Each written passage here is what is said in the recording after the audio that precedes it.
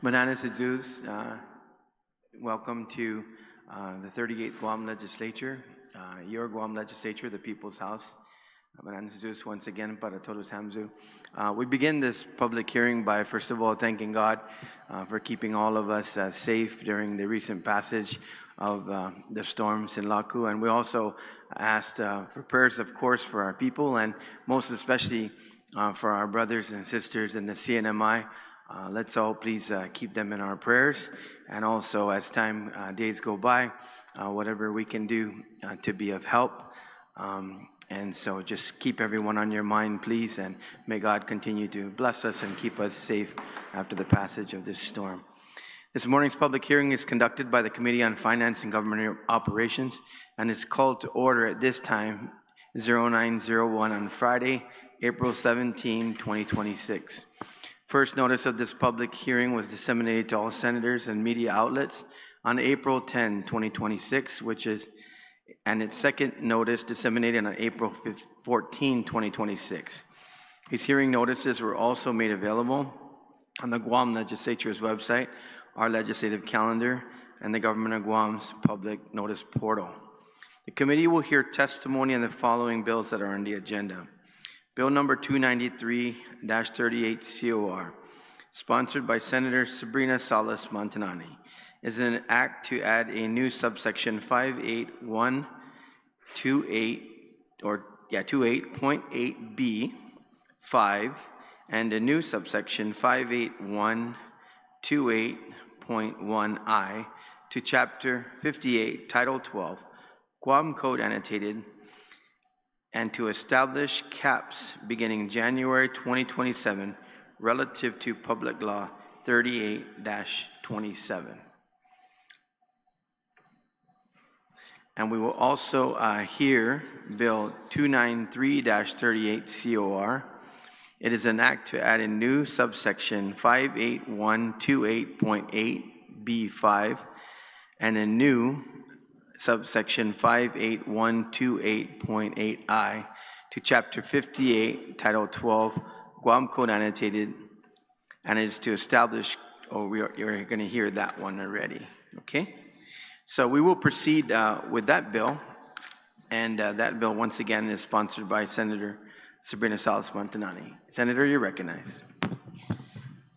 Afternoon, Mr. Chair and members of the committee and all those who are present today. I am the author of Public Law 38-27, the Guam Medicaid Access Enhancement Act, and the author of the bill before you today seeking to amend this act. When we passed Public Law 38-27 earlier in this term, we did so with overwhelming bipartisan support. The purpose was clear and remains clear: to incentivize our healthcare providers to participate in the Medicaid program, to expand the locations where our nearly 30,000 Medicaid enrollees can receive care, and to grow the number of qualified professionals willing to serve this population. As Governor Leon Guerrero noted in her signing message, this legislation provides much-needed support to healthcare providers on Guam by offering unpledged BPT rebates on Medicaid receipts, ensuring that our most vulnerable populations receive timely and effective medical care.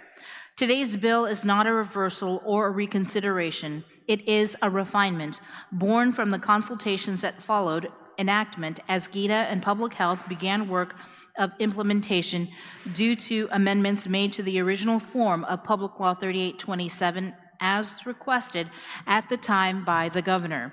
Three issues emerged through those consultations that require legislative action. First, we need to define federal share with precision. As my colleagues know, the Consolidated Appropriations Act of 2023 set Guam's FMAP permanently at 83%. That means 83 cents of every Medicaid dollar spent comes from the federal government. Our law already says the rebate shall not include the federal share of any Medicaid payment, and that is the correct policy. But without a clear definition, there is a risk that an overly broad interpretation could reduce the rebate eligible base by the full 83% FMAP value, effectively hollowing out the incentive before a single provider ever benefits from it. That was never the intent. The rebate is on business privilege taxes paid to the government of Guam, local taxes on local gross receipts. What we must protect against is the use of actual federal funds to pay for these rebates. The definition we propose today does exactly that. It ensures the BPT rebate is calculated on the full gross receipt, while prohibiting the rebate from being funded with any federal dollars. Second, we need to insulate subsection 58-128.8 from the broader qualifying certificate framework in Chapter 58. When we codified the Medicaid Access Enhancement Act in that chapter, at the request of the governor, we did so for organizational purposes. But Chapter 58 carries with it a host of requirements designed for a very different kind of tax incentive program. Qualifying certificates under Chapter 58 require the governor's authorization to issue rebates, along with investment commitments, employment benchmarks, and other conditions that make sense for large-scale economic development projects. They do not make sense for a program specifically designed to incentivize healthcare providers to enhance accessibility to Medicaid services. If GITA were to develop rules and regulations that imported Chapter 58's unrelated QC requirements, even in good faith, it would fundamentally change the character of this act. The new subsection I we propose today creates a clear legislative firewall. It ensures that subsection 58-128.8 stands on its own terms and that any implementing regulations are drawn solely from within its four corners. Third, fiscal responsibility demands that we establish a cap. I want to be direct with my colleagues on this point. When we passed Public Law 3827, we deliberately prioritized access and provider incentivization. The $5 million annual cap we propose for the 2027 tax year forward provides a responsible ceiling while still delivering substantial incentive value, as the estimates for program implementation do not exceed $4 million according to GITA. The first-come, first-served structure with mandatory legislative notification gives us the data we need. If demand consistently exceeds $5 million, that tells us the program is working, and we can revisit the cap accordingly. All of these recommendations originate from GITA, the agency tasked to implement this program, as a result of amendments requested by the governor relative to the original form of Public Law 3827. Similar to another piece of legislation likely to be heard and brought to the floor in this ongoing session cycle, we are here today to make these changes with this Bill 293-38 as a result of language originating from the administration, and in the spirit of interbranch cooperation, hereby seek the support of our colleagues. I urge the committee's favorable consideration of this measure and all of my colleagues to support this going into our anticipated session. Thank you, Mr. Chairman. Senator Sabrina Salas Matanane. I also want to recognize the colleagues that are joining us today. Senator Sean Gumatauta, Senator Perez is here, and Senator Terlahi as well. I believe we have a GITA representative to testify, Ms. Tina Garcia, the director. Would you please come forward and we'll receive your testimony on bill number 293-38. So I want to welcome our colleague, Senator Talo Taidigui.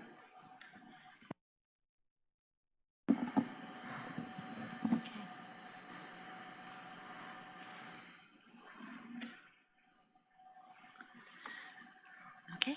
You may proceed, Ms. Tina Garcia, and prayers and hope that your family and all are safe, and please proceed. Thank you, Senator. And Hafaday and good morning, Senator Duenas, Senator Kumatata. Good morning to Senator Salas Matanane. We work very closely on this bill, and I'm hoping we get through it. Senator Tulahi, and good morning to our oversight, Senator Taidigui. Hafaday, and thank you to Senator Christoper and members of the Committee on Finance and Government Operations. We appreciate the opportunity to provide this testimony on Bill 293-38, an act to add a new section 58128.8B, section 5, subsection 5, and a new subsection and a new 58128.8 subsection I to Chapter 58, Title 12 GCA, and to establish rebate caps beginning January 27 relative to Public Law 3827. The proposed bill supplements Public Law 38-27, which created the Guam Medicaid Access Enhancement Act. Although we support the intent of the law, below are GITA comments submitted for your consideration. GITA, in its conversations with the Department of Public Health and Social Services, finds that there are an estimated 176 current providers of Medicaid, or 76% of the total 231 total medical providers in Guam who accept Medicaid patients. We further calculate that an estimated minimum of 3.2 million is the potential reduction in total annual BPT once this program is enacted. The bill proposes an annual cap of $5 million, which if successful in attracting the remaining 34% or remaining providers, or expanding greater participation by current providers, will negatively impact current and future programs as these credits are taken off the top of current collections. And that's current BPT collections. The language in Section 3 of the law is the proposed mechanism to exempt all requirements of the qualifying certificate law where this program currently sits. In recent discussions with GITA's legal counsel, a blanket exemption to the QC law requirements is not the best course of action, and that at the very least, the bill should be revised to be more specific as to which sections of the QC law will not apply.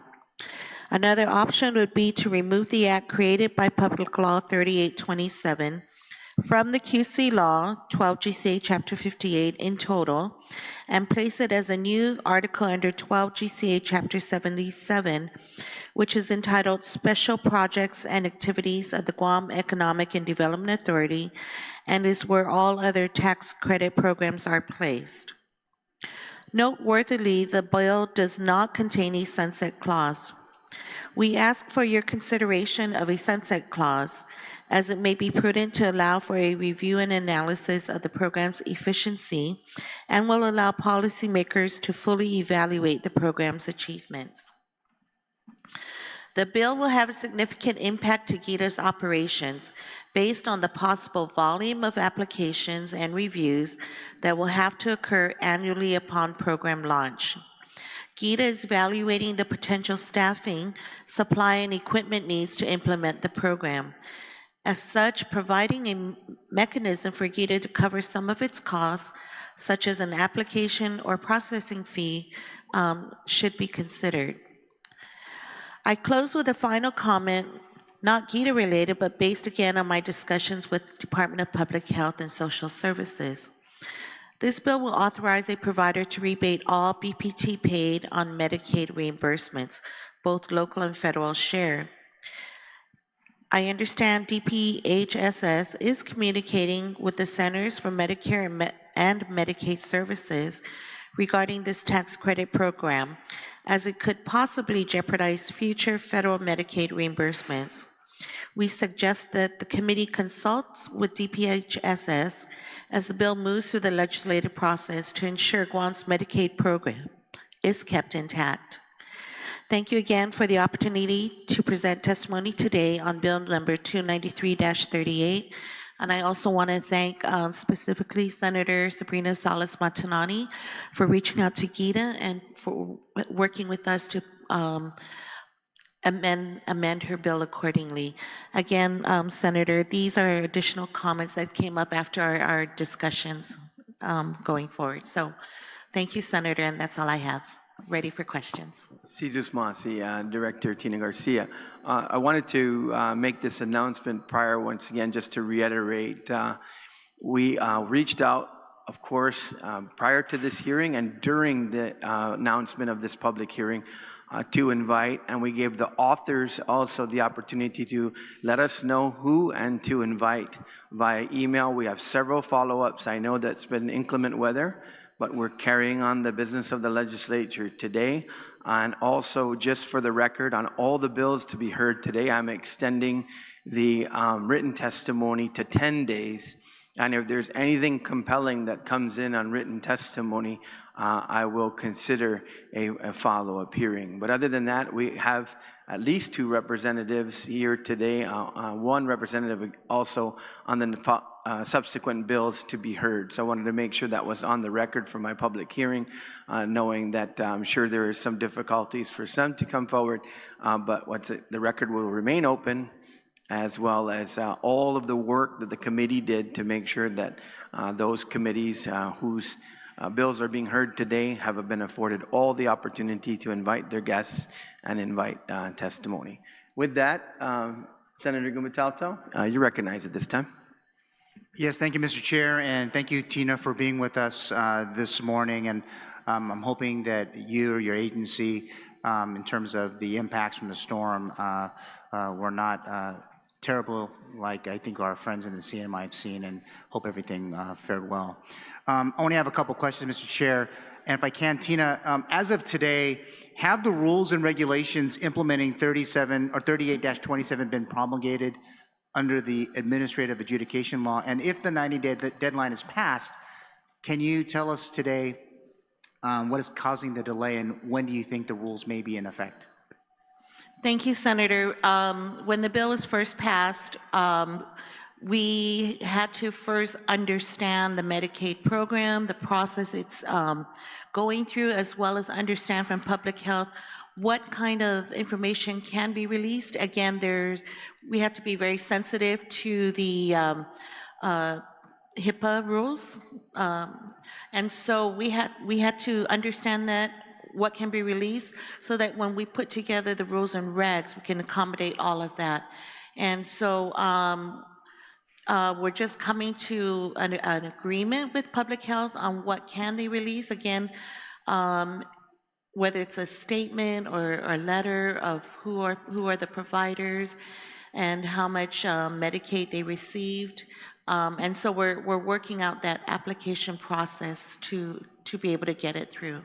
Okay, and that's a kind of a, well, I guess a segue if I could, based on that, recognizing that the governor, through her approval of the public law, that you would obviously oversee the application certification process, ensuring that healthcare providers meet specific criteria to qualify for the rebates, again, going back to some of the HIPAA requirements. And I don't know if you can answer this, but you're gonna have to engage them. But when we think of public health's implementation of audit requirements, this goes back to an OPA report, yes. 2503, providers application agreements from February of last year regarding Medicaid program provider eligibility requirements. Is that going to have an impact on your analysis of the rules?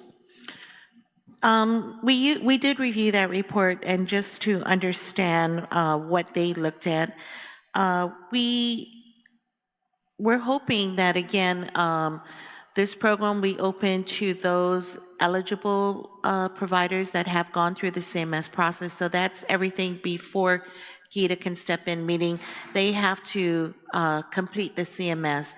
I understand that application process and processing of paperwork is the challenge to medical providers, which is one reason why a number of existing providers may not accept Medicaid because of that challenge. And so we're hoping that this will achieve that going forward. All right, thank you, Tina. Mr. Chair, I have 2 more questions. Just sticking with that idea of the OPA, their findings of providers whose medical or maybe their DEA licenses expired, but who were paid for up to 2 years after failing to renew any of those requisite licenses.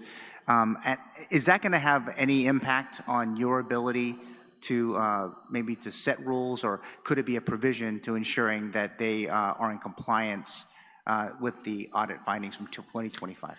Yes, in order to receive the rebate, we would ask for them to ensure that all of their certifications are up to date.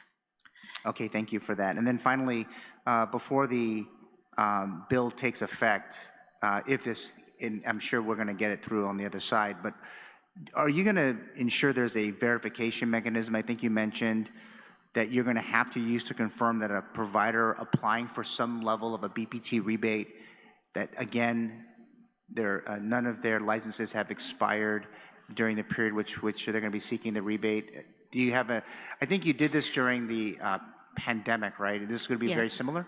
Yes, so again, what we'll have to do is we'll have to have them get a certification, some certification from public health that they are up to date on all their requirements, as well as from Revenue Tax to ensure that they are paying their taxes and that their BPT is being paid. Again, in our last comment, we make sure that there is not going to be a credit, this won't be used to credit their liabilities. They have to actually make the payment. So all of we have to coordinate that certification from those two key agencies in order to issue the credit. All right, thank you for that. And I think I agree with you that if you're going to implement this, you're going to need a little bit of help.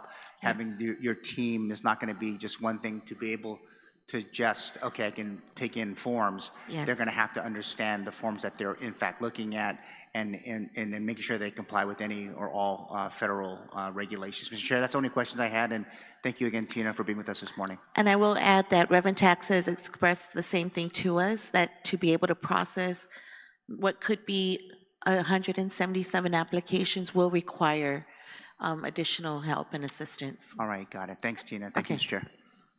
Senator Gumatato. Senator Chalahi, you recognize. Thank you, and thank you for being here, Director.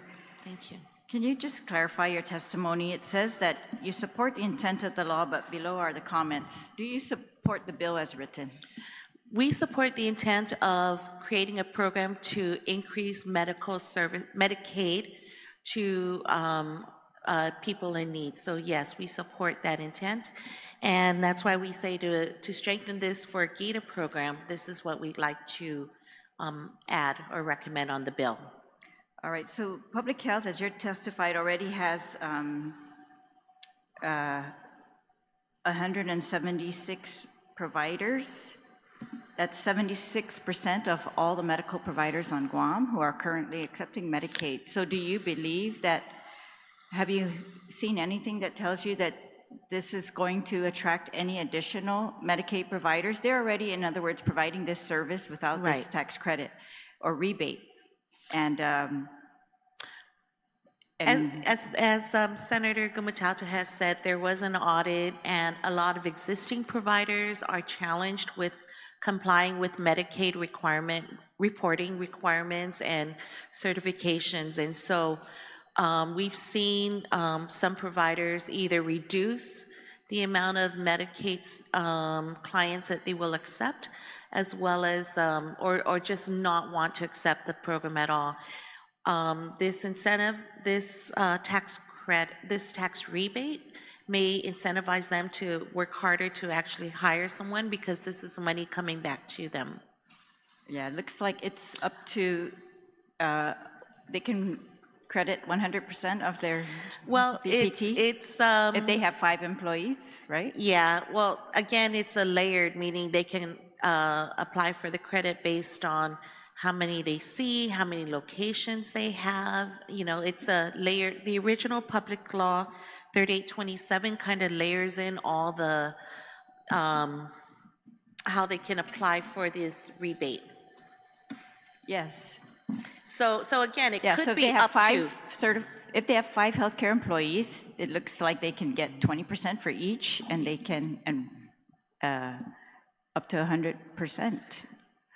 It could Or go up to. Or could they go over 100%? Because they also can get 20% for location, 20% for other things. So are you saying it can exceed 100% for, you know, like one clinic, let's say? Shall not, the public law does state that the maximum rebate under this law cannot exceed the total BPT owed on Medicaid receipts. So we saw that as the cap, meaning yes, they could get 100%, but not more than 100. Right. But the BPT owed, aren't we requiring them to pay it first? Yes. So there should be 0 BPT owed for these providers who are going to get this credit. A lot of what we understand from Revenue Tax, and that's with all our programs, is that people file, but not necessarily pay it right away. And then when they get this, some kind of credit or program, then they would ask to apply that credit to past due. But doesn't this program prohibit that? Isn't that what you were asking for? That's what I'm asking for, Yes. is that we want to ensure that They pay it first. they pay it first in order to get the rebate. All right, is there language that you're agreeing to in this bill if you don't agree to it as written? Say it again, I apologize. I just want to know, because your testimony always in the session hall, they are quoting you as, oh, you support this, but your testimony very clearly says you support the intent. And so I need to know what. Right. So the bill as presented, again, we worked with Senator Sabrina, Salas, Matanane on it, and we went through our requirements and, you know, for instance, Does it? number one is just a comment. Number two is just a comment. And then we say that language in Section 3 of the law is a mechanism to exempt all requirements of the QC law, which is something that we asked the senator to work with us on. And so there is in the proposed bill, Are you talking about the bill in front of us? Yes. Okay. Bill 293 says, notwithstanding any other provision of law, all provisions of Section 58-128 of this chapter shall be exempt from all other provisions of Chapter 58. Title 12 Guam Code, that is in Section 3. So And you to don't- include the requirement and signatory approval by the governor, unless specifically enumerated. So again, this kind of says the QC law requirements, the public hearing notices, and going through all the applications that we do, all the requirements you have to, in order to get a QC, the QC was built to not reward, but incentivize people to come in for new investments. So this kind of, where it's placed now, it exempts the applicant from the requirements of the QC program. So including creation of new employment, new imports, or All those reducing things law. that we thought all of those were requirements beneficial. of the QC, right, to attract new investments. The requirement to be making a new investment. So this blanket covers it, but again, in speaking with our legal counsel, in sharing our testimony, he says, it covers, but, he wants to say it's not best course, but at the very least, we should be more specific on what sections. So again, it's just, what could be a technical. I'm working with him to give me what exactly we should say, like this sections would apply. Because again, Chapter 58 of the QC law, it covers everything from, basic QC, special hotel, insurance. So, every section has different requirements. So we just want to make sure. I understand. So Yes. I want you to be very clear. So Yes. do you think this program is to incentivize providers who are currently unable to comply with CMS, and yet you don't want them to have to go through what all the other businesses have to go through in order to be incentivized by the government of Guam?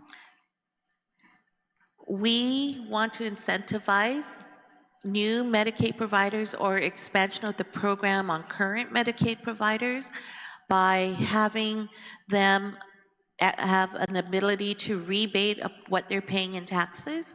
That rebate could lead to having a dedicated employee to ensure that everything is in place so that they get that rebate. Again, for a business entity to be able to rebate taxes, it's worthwhile for them, especially if they're paying a lot of taxes. Again, I just want to state that for the record, hospital, GMH and GRMC are not paying BPT, so this would just go primarily to clinics and doctors and so on. Yes. Who are already paying. Who are already paying. Supposed to be paying. Yes. All right. Can you explain then when you say this will negatively impact current and future programs as these credits are taken off the top of current collections? Right. So if applications come in, 177 to 200 come in annually, and again, we're rebating what they've paid in the previous year. So we'll see an influx in the year, in the first couple of months of applications that we would need to process. Again, currently we have about on the books, about $1 million in tax credits, tax rebates, which may fall behind this. And if, you know, we achieve our goal of expanding the program, getting more providers, that $5 million could be eaten up right away. So again, it's $5 million is precious to the government operations as we face, you know, all Yes. our growing challenges. But, you know, so we just want to bring that to your attention that although we estimate about 3.2 million currently could be rebated, this could expand to 5 overnight if everybody pushes hard. Yes, and so you're saying it might impact current and future programs, and Yes. which programs are you talking about? Oh, so right now, again, we use, the tax credit policy has been used to incentivize various public-private partnerships. Some include, for instance, the Guam Memorial Hospital medical equipment contributions. Another is Guam National Youth Football Federation. And of course, being considered are other programs down the line. Those will be negatively impacted? Well, if the cap is $5 million for all credit programs, then and it's eaten up. So eaten up because again, the language that caps it is for all tax credit programs. Oh, I see. Shall not exceed. Okay. Yeah. So again. Can you then give us a list of all the other programs? Yeah. And then when Gita went on, you know, they did a lot of work to create that white paper on diversification of Guam's industries and what we really should be focusing on. I remember some things on that list, but I don't remember, again, because Medicaid, public health has been working on getting these Medicaid providers paid promptly, paid, Right. you know, efficiently, and as we saw in the audit, it's not the public health side, except for maybe monitoring. That's the issue. Maybe they need more staff to monitor, but it's, and we've been doing okay to get providers for Medicaid. But yeah, so I'm just wondering, do you agree that was not on the list of that ways to diversify our economy that is going to? We have been in support of expanding our medical services on the island. Yes. You know, to help the people of Guam not having to travel off island. So again, this could be another highway to getting more services available. But in those cases, you guys did studies and did predictions of how this would expand. But in this case, there was nothing done. We're just guessing. Yeah. All right. And then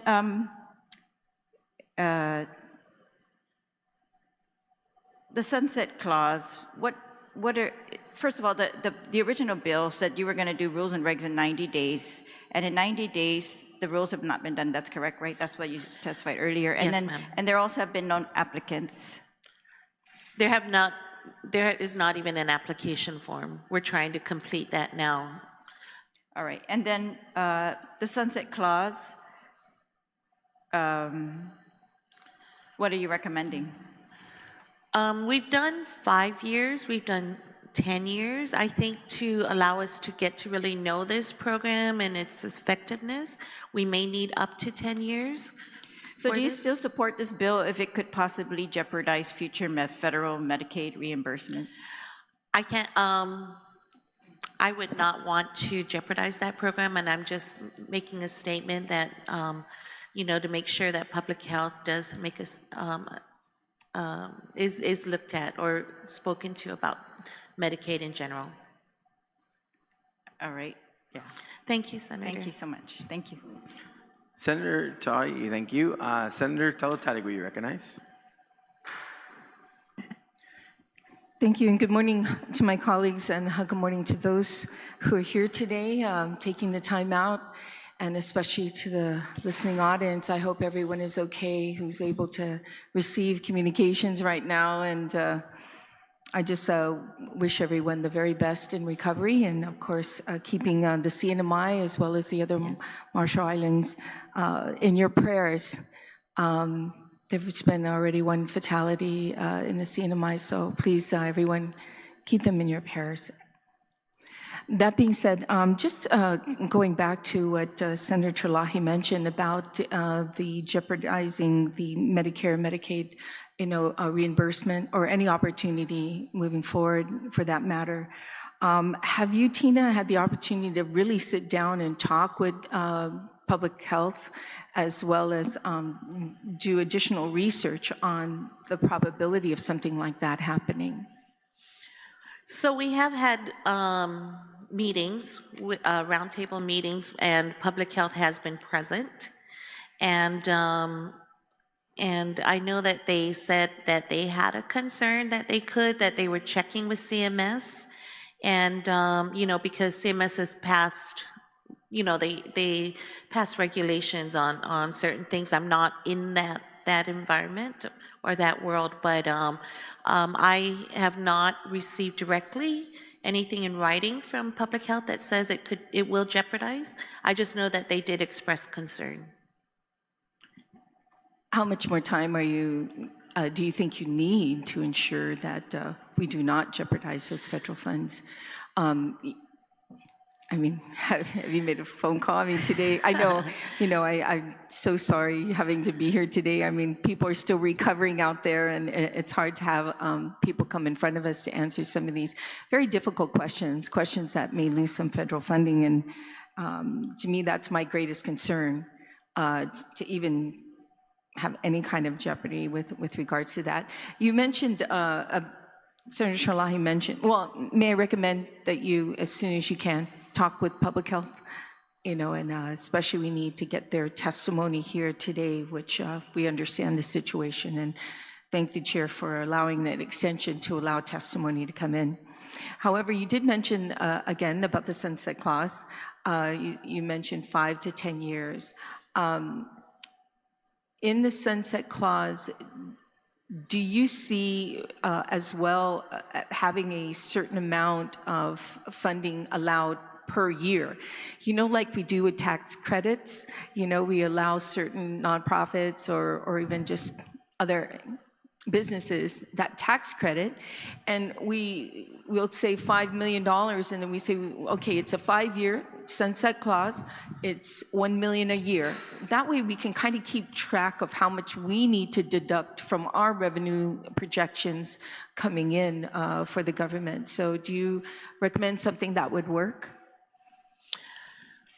So again, it takes time for us to roll out a program like this, especially when you're dealing with so many different agencies to ensure the program is tight. But and so as we start getting into the program, I know we're going to run into challenges, which we will be reporting to the legislature annually on this program.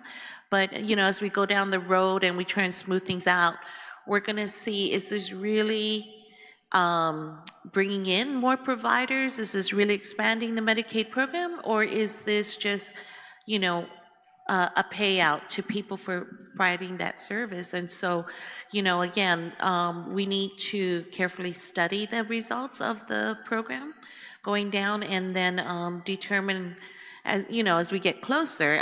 When you have a sunset, people will rush to come in and try and comply, and get their foot in the door. And so that's why we recommend the sunset versus, every year maybe we'll get a boost here, nothing here, and so anything could happen. And so by getting the sunset in, we can start recording some real data.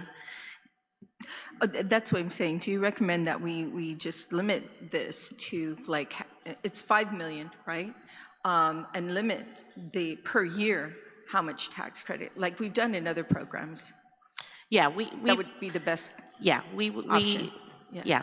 Okay, and it sounds to me that that makes sense too, because you can do that data as we move forward. If we have to cancel something out, we can cancel something out. Also, I know you didn't do your rules and regs. I don't know if this pertains to it, but would you incorporate like a dashboard, you know, per se, to determine the month, you know, which individuals have taken advantage of it? Is there a monthly report that will be on the website? Because as people going, I mean, individuals who want to take advantage of this, they can actually see how far they are. And we can also determine too, who's taking more advantage of this. Is this the hospitals, you know, versus the smaller clinics that don't have a chance because they have so much money. So basically it's back to the dashboard. Will there be creating a dashboard, monthly reporting out system online? I hope we can get there. I know when we go through the first round, we're going to get feedback that says, you know, I don't want this public because it's proprietary. You know, so we're going to have to work that out with the business. And so maybe after a year or so, we can get to that dashboard. Yeah. Yeah, and I think when you say proprietary, you know, when anytime any government funds are issued or the tax credits are given, all that is public information. Correct. And there is, you know, if they don't want to divulge information that's important for you to, you know, then I'm sure we can be very cautious when it comes to that. That's something we'd report back to this to the legislature to say, you know, we can't determine this amount. We can't get this certified either by them or by public health. Okay, sure. Now, as the oversight chair of GITA, you know, my concern always is making sure your agency runs efficiently, and I know there's going to be a cost to this, especially with applications coming in. So, and actually you put that in your testimony, you know, the operations and possible volume of applicants and reviews and incur on top of everything else that we throw your way. And Gita, you know, how much do you think this will cost? You're going to need an additional staff to do this, to monitor this, and what are you looking at as far as cost? Well, in our other program, for instance, the hospital tax credits, we requested, or the legislation allows us to charge up to 1% of the anticipated rebate to the applicant. Because again, they're submitting to us their paid BPT, so it would be 1% of that would be a good start. And then, you know, with our annual reports, we can adjust accordingly. So you're recommending a 1%. 1%, okay. Of to help cover anticipated the rebate. costs. Correct. Yeah, I think everything should have an option not reimbursement, but to help you know, cover, pay your cost expenses. Yes. There's so many programs that's going like, let's go to GITA, you know, save the day. It doesn't necessarily work that way. And tax credits. This scares us because you know, currently there's 177, plus we have to calculate the 20%, you know, additional, that, right? I mean, so, you know, we're going to have to really be careful about auditing what comes in and the requests. And so, it's not as easy as it sounds at all. And there's so much behind it, but I greatly appreciate you being here, especially at this time. Yes. Apologize, you have to, I hope your family is well and everybody's okay. Thank you. I know some of our employees are saying I'm a little late, looking for water to shower and get ready, including myself, but you know, I'm glad that we're moving forward. Thank you. And understandable, you know, definitely there's some need still out there, so we definitely understand and appreciate it. So that being said, be safe, and everyone out there, please be safe. Don't take chances. It's still very windy and out there, and a lot of debris on the ground. So please, again, be safe, and prayers to everyone. Thank you. Thanks, Senator. Vice Speaker and Vice Chair of the committee, thank you. Any questions? No questions at this time. I'll ask Senator Matanane to ask her questions, and she will be provided also a close. I don't have any questions because we've been talking about this bill for months now. Thank you, Mr. Chair and members of the committee for your time and attention today. Thank you, Tina from GITA, for being here today. Again, what today's bill does, it ensures that the act is free from inadvertent misinterpretation and works the way we intended as recommended by agencies of the government of Guam charged with its implementation. It defines federal share to prevent interpretive overreach or misinterpretation that could neutralize the rebate. It protects the model from being absorbed into the qualifying certificate process it was never designed to be. And it gives the government of Guam and this legislature budgetary certainty through an annual cap with built-in legislative oversight. And again, I see your recommendations, and we'll take a look at that and have further discussions on it. And again, just to reiterate to my colleagues that we have been talking with the Department of Public Health, the Department of Revenue and Taxation, as well as GITA about this amendments to the public law. And I would also like to note for the record that this kind of refinement is not unusual, as indicated in meetings with Public Health, Rev and Tax, and GITA. The federal government itself has been actively engaged in strengthening fiscal accountability for Medicaid financing mechanism.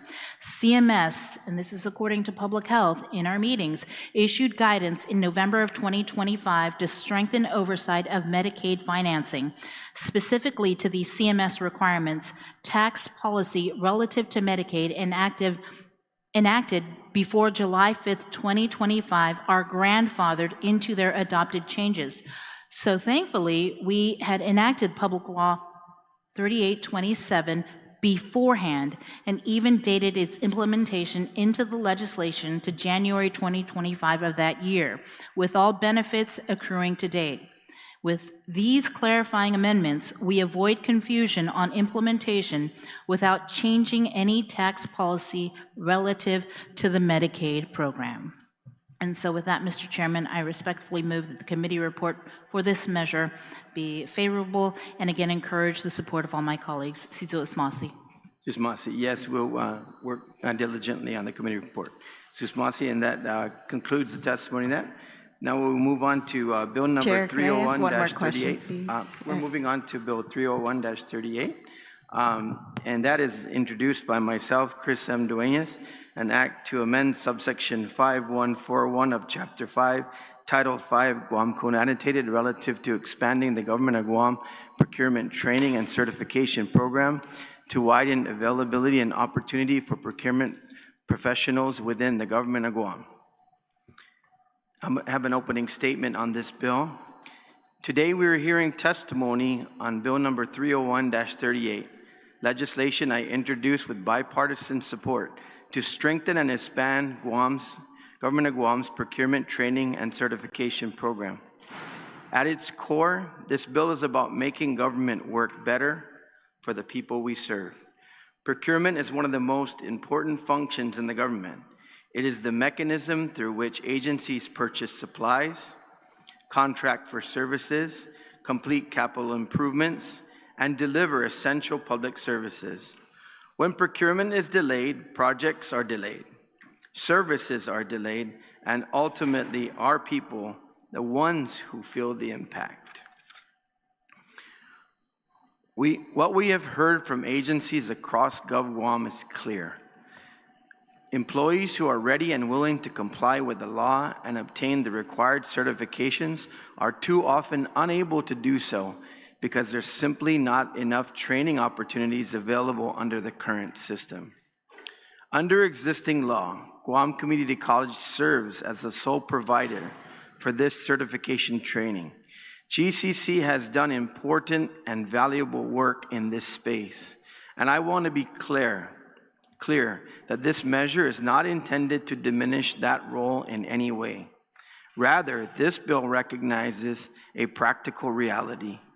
Demand has outpaced capacity.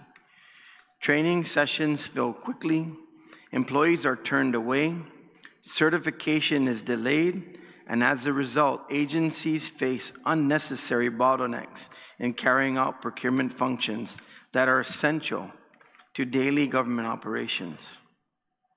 Bill 301-38 addresses that challenge by authorizing the University of Guam to serve alongside GCC as an additional approved provider of procurement, training, and certification. This is not about lowering standards. In fact, the bill preserves all existing requirements and keeps the Guam Procurement Advisory Council in place to ensure consistency, quality, and accountability across both institutions.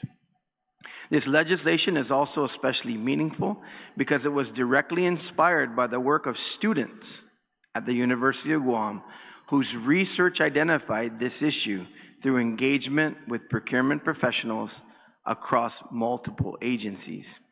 It is encouraging to see academic research translate into actionable public policy, and I want to acknowledge the students and faculties who worked and helped inform this measure. This is a practical solution to a real operational problem facing our government. By leveraging the strengths of both GCC and UOG, we can expand access to certification, support our public servants, and help agencies function more efficiently. With that, I want to thank everyone who has joined us today, including the agency representatives, our educational partners, and members of the public who are providing testimony. And of course, we reached out to many, and we understand quite a bit of written testimony will be coming in support of this bill. But at this time, we will proceed with the testimony on Bill 301-38, and we have, I believe, Dr. Ricky Hernandez from the University of Guam to come forward and provide testimony on the bill. Dr. Ricky, thank you for coming in this morning. We hope your family and everyone is okay within your orbit, and once again, we thank God for sparing us from this storm. Dr. Ricky? Thank you, and good morning, Senator Duenas. Thank you for those kind words. And good morning, Vice Speaker, Senator Gumatauta, Senators Sabina, Perez, Speaker Terlahi, and then Senator Taitigui. Good morning. Great to see you all here, and everyone's safe and sound, and we've got through the storm. I'm delivering this testimony on behalf of President Enriquez. My name is Ricky Hernandez. I'm the Vice President, Administration and Finance, and Chief Business Officer for the University of Guam. And I'll just go ahead and deliver the testimony and be able to answer any questions you may have afterward. Buenas and Hafades, Senator Duenas. Thank you for the opportunity to submit testimony on Bill 301-38 COR, an act to amend Section 5141 of Chapter 5, Title 5, Guam Code Annotated, relative to expanding the Government of Guam procurement training and certification program to widen availability and opportunity for procurement professionals within the Government of Guam. The University of Guam is in full support of Bill 301-38, which expands the procurement training and certification program by authorizing the university to administer the program. The university believes that this approach directly addresses a key constraint identified in the legislative findings and intent of Bill 301, which states, quote, capacity and scheduling limitations have resulted in delays in training availability, thereby impacting timely certification of procurement personnel, end quote. The university also agrees that expanding the number of authorized training providers will improve access, increase scheduling flexibility, and support timely workforce development as mentioned in the legislative findings and intent. Because UOG currently has access to qualified adjunct instructors, including licensed attorneys with relevant procurement and legal experience, as well as our higher education institutional infrastructure and processes to include our global learning and engagement and our enrollment management and student success units, it's well positioned to administer this training and certification program and contribute meaningfully to this effort. As you mentioned, Senator Duenas, the university does note that in your media release, Bill 301-38 was directly informed by research and analysis conducted by our very own students in the university's School of Business and Public Administration PA 490 Special Projects and Public Administration course, which examined challenges facing Guam's procurement process. The university celebrates the ability of our students not only to contribute in meaningful ways, but to apply knowledge they gain in class to better our island. Bill 301-38 represents this contribution, and we applaud their efforts. Although Bill 301-38 certainly does not aim to address all procurement challenges identified in that research. It does provide a solution that UOG is prepared to administer if given the opportunity. UOG also notes and supports the inclusion of the consultation with the Guam Procurement Advisory Council, which may increase consistency in procurement training and certification, and understands that in the absence of council action or quorum, the university can continue its preparation towards standing up its programs within the authorization in the bill. The university does note that subsection J in the original Guam Code Annotated in this, that's referenced in the law, which addresses the, quote, certificate of enrichment and its administrative, in parentheses, appears to contain an inconsistency in reference. And so this is just in the original code, not necessarily in the bill.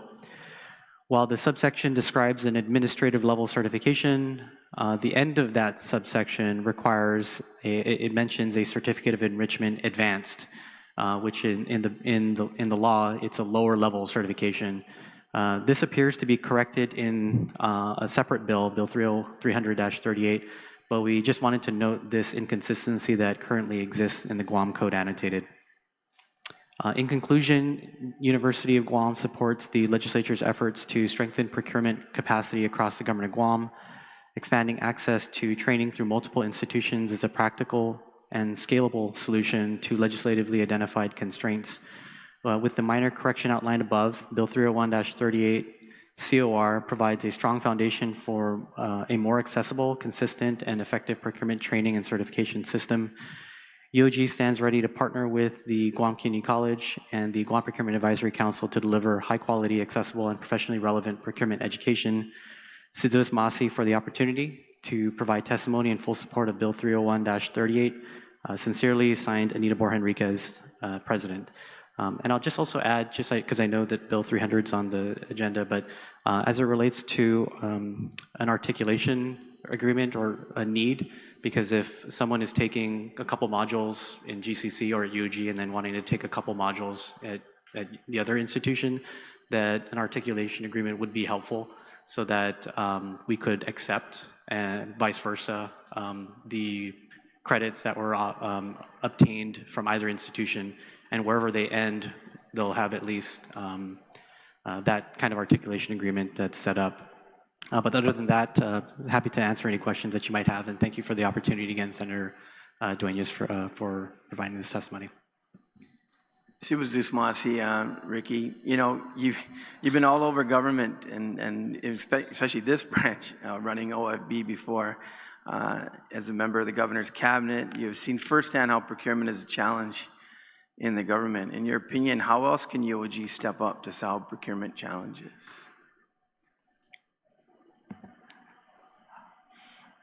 Thank you for the question, Senator.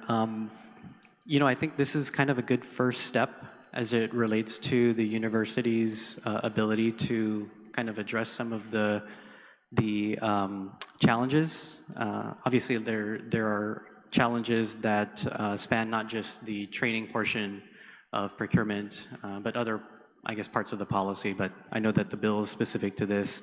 But I think from the university's perspective, I mean, we obviously adhere to the policies that we have as it relates to procurement.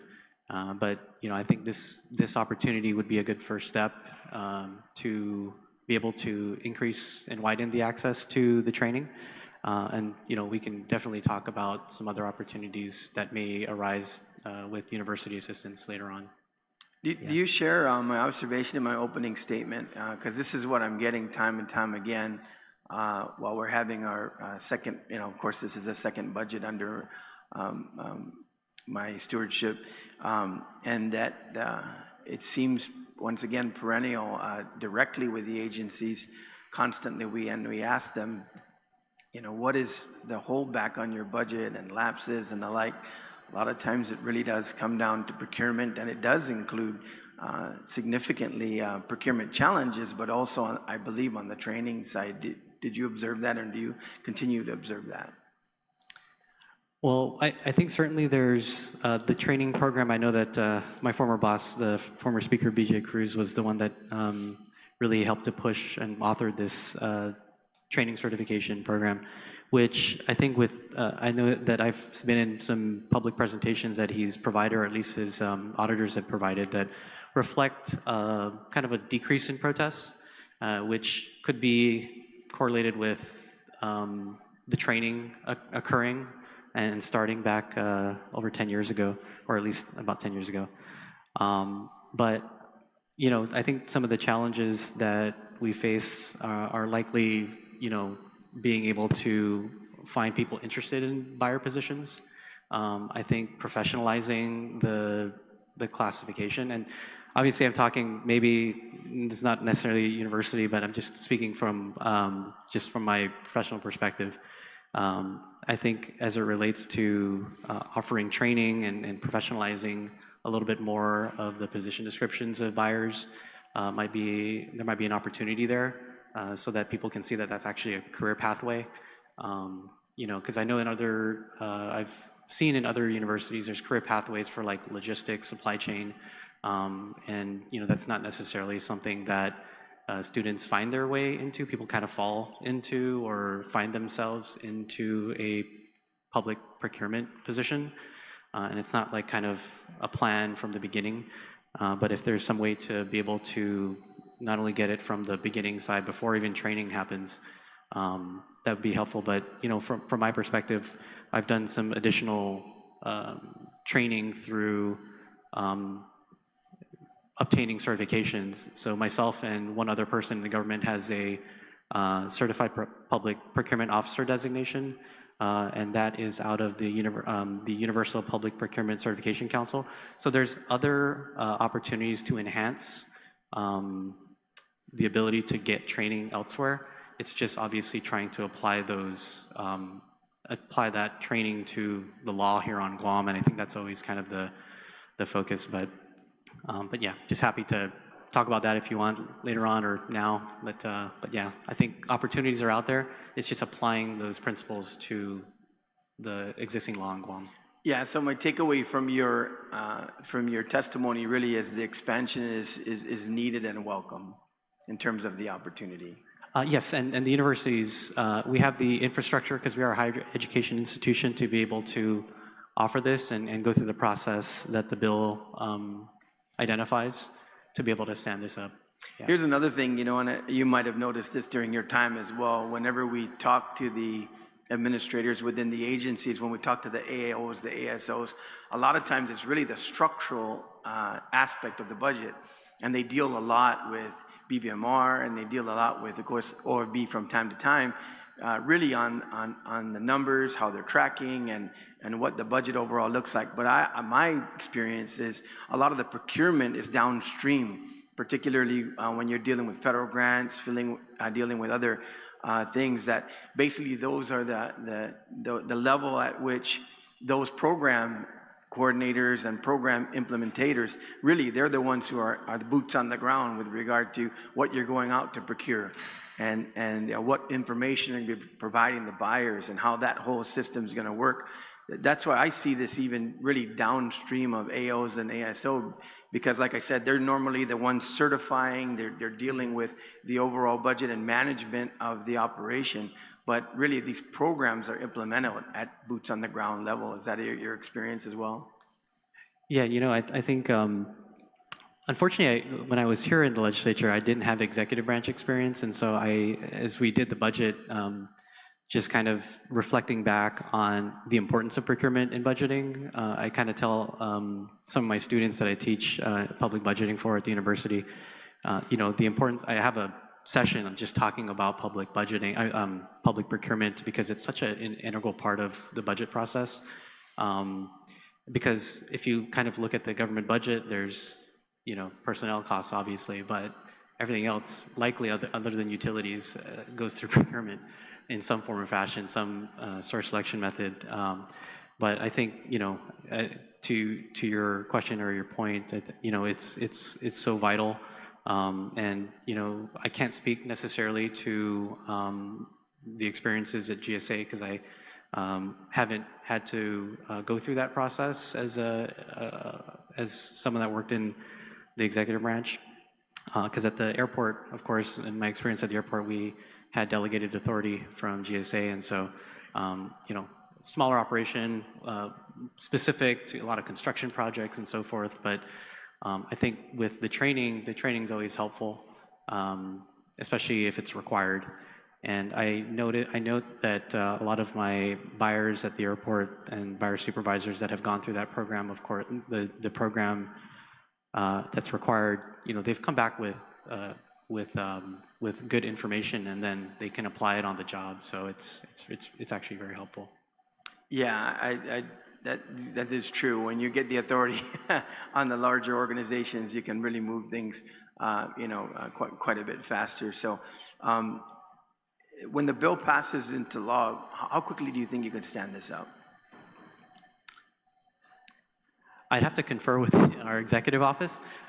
It's not something that we specifically talked about before I left to come here. But you know, given the ability for global learning and engagement, which already provides certification programs, there is already kind of an infrastructure and process for us to be able to do this.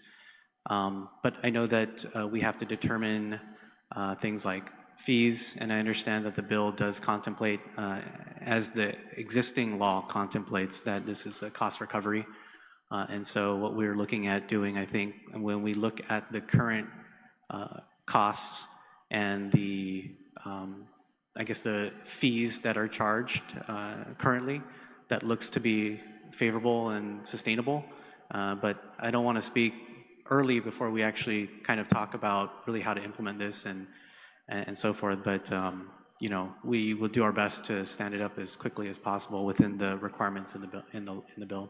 Yeah, I'll note once again, pardon me, you're here to present the testimony on behalf of the president, but I'm sure you'll have integral capabilities of implementing it. I'm sure you'll be tapped to do that as well. So, well, thank you for coming forward to read the testimony into the record, and we appreciate you answering. I appreciate you answering some of my questions. I'll now go to my colleagues. Senator Gumatauto, you're recognized. Thank you, Mr. Chair, and thanks, Ricky, for being with us this morning, and hope your family fared well in the storm. I know this is, I'm just ask this question. I have a couple questions, but what information, I hope you can answer, what information is available confirming whether the Guam Community College had ever implemented 5GCA section 5141E, which authorizes the college to provide the requirement procurement training and continuing education through contracts with other state and international institutions, which I imagine would include the University of Guam. This is subsection E, cooperation with other entities. Do you have any idea if there may have been that engagement at all?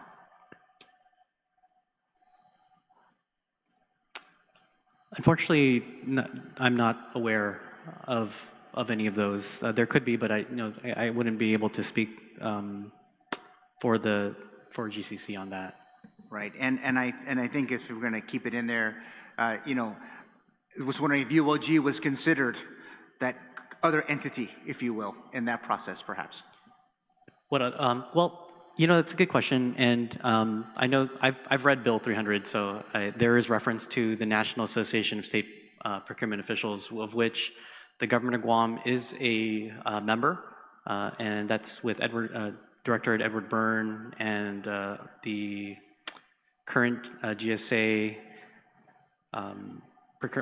procurement official, Andy. And I think when I was at airport, we were an associate member of NASPO. And now that I'm at UOG, I requested for that associate membership designation. But there's also other procurement, large organizations, such as the Institute for Public Procurement, the NIGP, which provides pretty good training as well. They also have a certification called the NIGP Certified Procurement Professional. And so, you know, both of these entities, NASPO including, has, you know, I think it's called the Procurement University that's under it. There's a lot of free training, and I'm sure that this is already aware by many other people. But just mentioning it, that there are those other organizations nationally that that focus solely on public procurement. So those are some national ones. I think as it relates, I'm just looking at this now, just kind of on island procurement technical assistance program.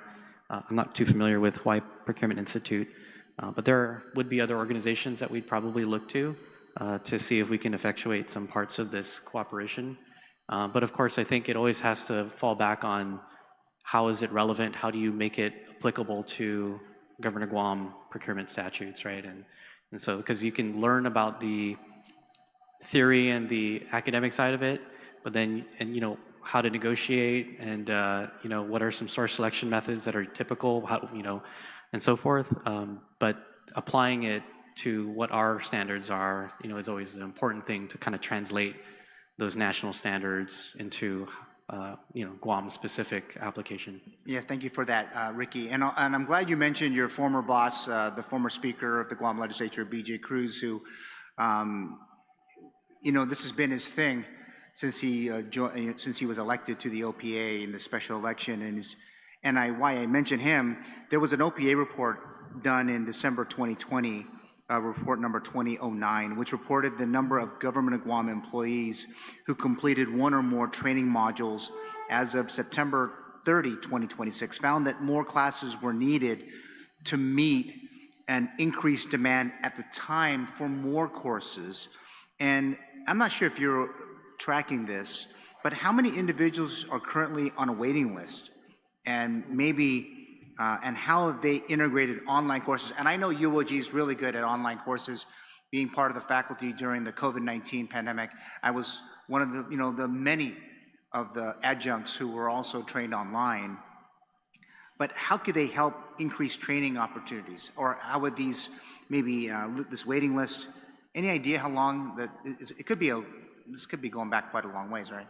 I wouldn't be able to comment on what that waiting list might look like or how long it might be, but I know in my experience at the airport, you know, I think as it relates to trying to get into classes, because I know that there usually is limitations on class size, whether it's physical limitations or limitations imposed by an instructor, for example. But yeah, I wouldn't be able to comment on that. I think with the airport, we were able to get a bunch of our buyers through, but we didn't have a big procurement team. I think we had we had 2 buyer levels and then 1 buyer supervisor and then a supply management administrator, of which 2 of them were already fully trained in the past. Like for me example, I got all my training in 2019. And just been kind of trying to keep up with the new changes in the law myself. So. No, I got it. I only have a few more questions, Mr. Chair, and maybe you can offer some insight, Ricky, because the question of whether procurement training should be a prerequisite for employment as opposed to post-employment training, it was raised during the 2013 public hearing on this particular policy. Bill 301 is intending to strengthen.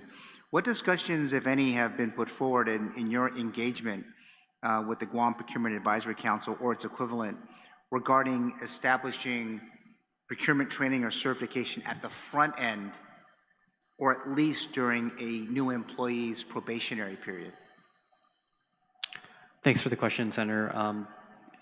As it relates to Guam Procurement Advisory Council, probably haven't had any specific discussions with the council as a whole, but certainly probably some individual members.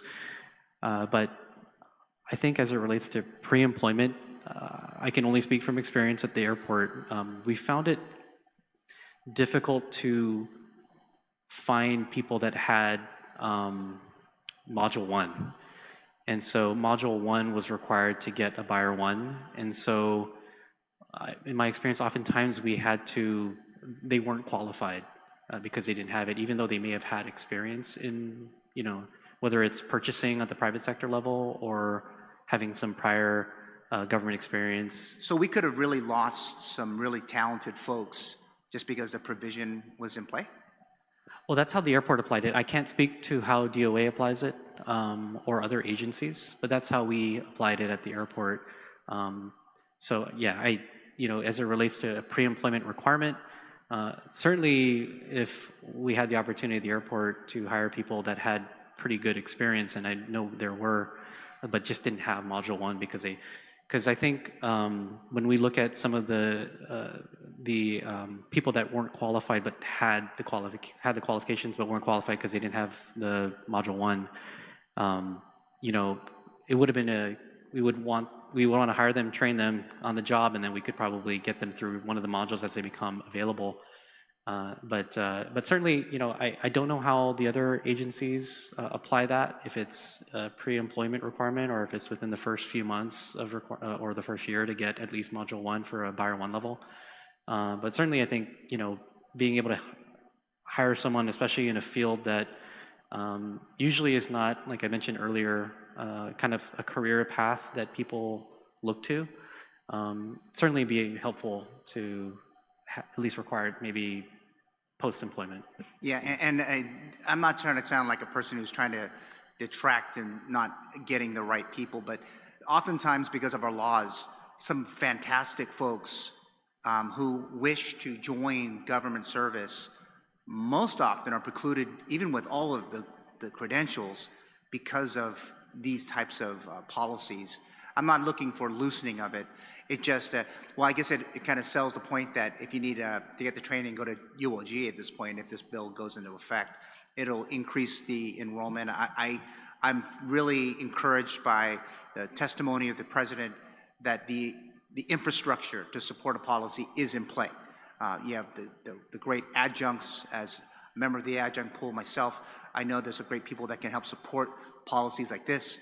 You have the means, meaning that you have the kind of the infrastructure at the admin side, and I think that this is a good policy that I'm hoping that we can get through all the process here and push it ahead and help support the procurement of this of the government of Guam and beyond. So thank you again, Ricky, for being with us, and Mr. Chair, thanks for allowing me to ask questions this morning. Senator Gumatata. Senator Perez, you're recognized. Thank you, Mr. Chair. Good morning, Ricky. Good morning. Yeah, so it's great to see you. I was in that class with you in 2019 as long with BJ Cruz, so it was a very interesting time. I'm glad we got through it before COVID. Yes. So, yeah, so this bill, you know, I'm all for increasing availability, which is why I introduced a Bill 300.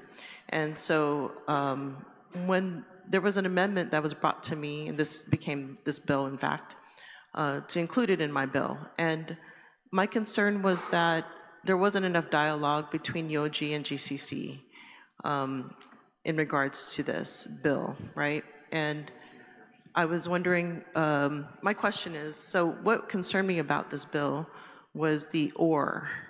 And basically it states that, if you look at one of the sections here, so the institution is, or basically the implementation of this curriculum would fall under GCC or UOG. And so that's the reason why I didn't include it, because, I mean, I know there's a lot of resources that both entities have.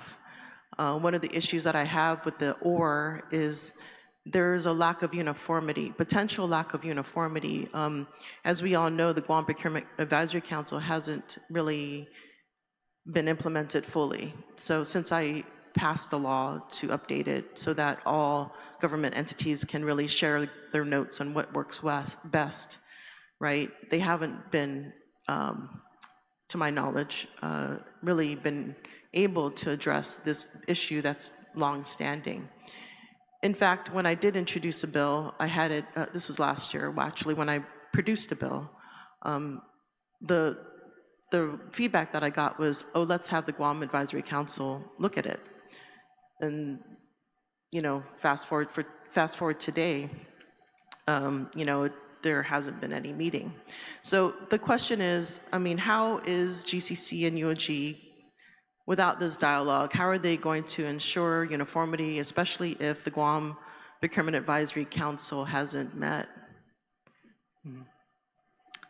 Yeah, thanks for the question, Senator. I think as it relates to the communication between UOG and GCC, I think just looking at some prior agreements that UOG and GCC has, such as the 2+2 articulation agreement that currently exists for bachelor's degree programs. And so as I understand it, with a GCC degree, associate's degree, you can come over to UOG and get a bachelor's degree in another 2 years. And so I hope I'm saying that correctly. But, you know, just wanted to relay that the partnership with GCC and UOG exists already in its actual bachelor's degree programs. And so doing something as it relates to procurement training program isn't going to be too difficult of a feat. To the point about consistency, in my discussions with former staff, colleagues, I understand that, and in any course you take, especially I teach Accounting 101 at university, you have multiple instructors that are going to have different ways of teaching the same material. And so that's no different currently as the current program stands. And so I think depending on the instructor, you're going to do a different flavor. I know that if we took it again today, the program today, you're probably going to have a little bit of a different way of how the program is, or each module is going to be taught. So I know that currently there is inconsistency just based off of instructor preference and how they want to teach it, how they want to deliver the material. And so I think the addition, including with your bill, with Bill 300 as well as Bill 301, including the consultation with the Guam Procurement Advisory Council, may help with that uniformity. But I think currently, as it stands, even without that, there still is some inconsistency just due to instructor preferences. And therein lies the problem, because if there's no consistent curriculum, it's really setting us up for protest, because that's one of the feedback we're getting from the private sector. They don't know what to expect from procurement because they're hearing one thing here and another thing in another place. And so that's why I see the issue with this bill, is that there has to be already this dialogue that exists, that there's going to be a unified curriculum. And I understand that as an educator myself, I understand there's going to be differences in how the delivery is, but the curriculum should be uniform. And so this "or" really kind of, I think, is problematic with this bill. So you, and I guess so one of the questions that were brought up earlier was, who is actually teaching procurement and where are they practicing procurement? So who's teaching procurement at UOG? Currently, obviously we don't have any of these procurement certification programs. So there are procurement adjacent programs, I guess courses under the public administration program, but of course they're not meant or tailored to this. It's more of just general public procurement. And so I think the PA 490 class was a special course, and I think that was specific to looking at procurement, government Guam procurement. But I can't speak specifically to the exact course, what that course was teaching. But yeah, I think we do have some that talk about it. Like I mentioned, I talk about procurement in my public budgeting course that I used to teach. But with this, I mean, I think it's the university's ability to not only stand this up, but also be able to. I wouldn't want to diminish the ability of the university and the college to be able to work together, because I think that is something that we've already been accustomed to, especially with our 2+2 articulation program. So, in terms of uniformity, I think that coordination is not something that will be very difficult or even impossible. And so, I think if we were able to do that in conjunction with the Guam Procurement Advisory Council or in consultation with them, we don't see that as a big issue to speak, because we're also just both in Manila as well, and there's a lot of relations between the two. So I don't see that as a big impediment. Okay, that's great to hear that, you're willing to work with GCC. So I'm just wondering this "or," I mean, how can we address that? So it's not, because what it looks like now is you can run with it without talking to GCC. Maybe is there a language that you can, think of that, because I mean, ultimately it's, we leave it up to the Guam Procurement Advisory Council, but being that they haven't met, now we're allowing this bifurcation. It seems like two tracks, right? Two tracks that may or may not if, as written, right, as a law, as the bill is written, there's no requirement for that coordination to take place, and that UOG basically can do its own path, right? So that's my concern about this bill, is there's two paths, potentially two paths, without changing the bill, which could lead to, you know, protest, really is what we're trying to avoid. And as you know, the author of the original law, Public Auditor B.J. Cruz, he noted in his audit that there was a decrease in protests when training was done at the time of the passage of the bill. And this may, although it attempts to address an issue of bottlenecking, lack of availability of courses, the lack of coordination is problematic.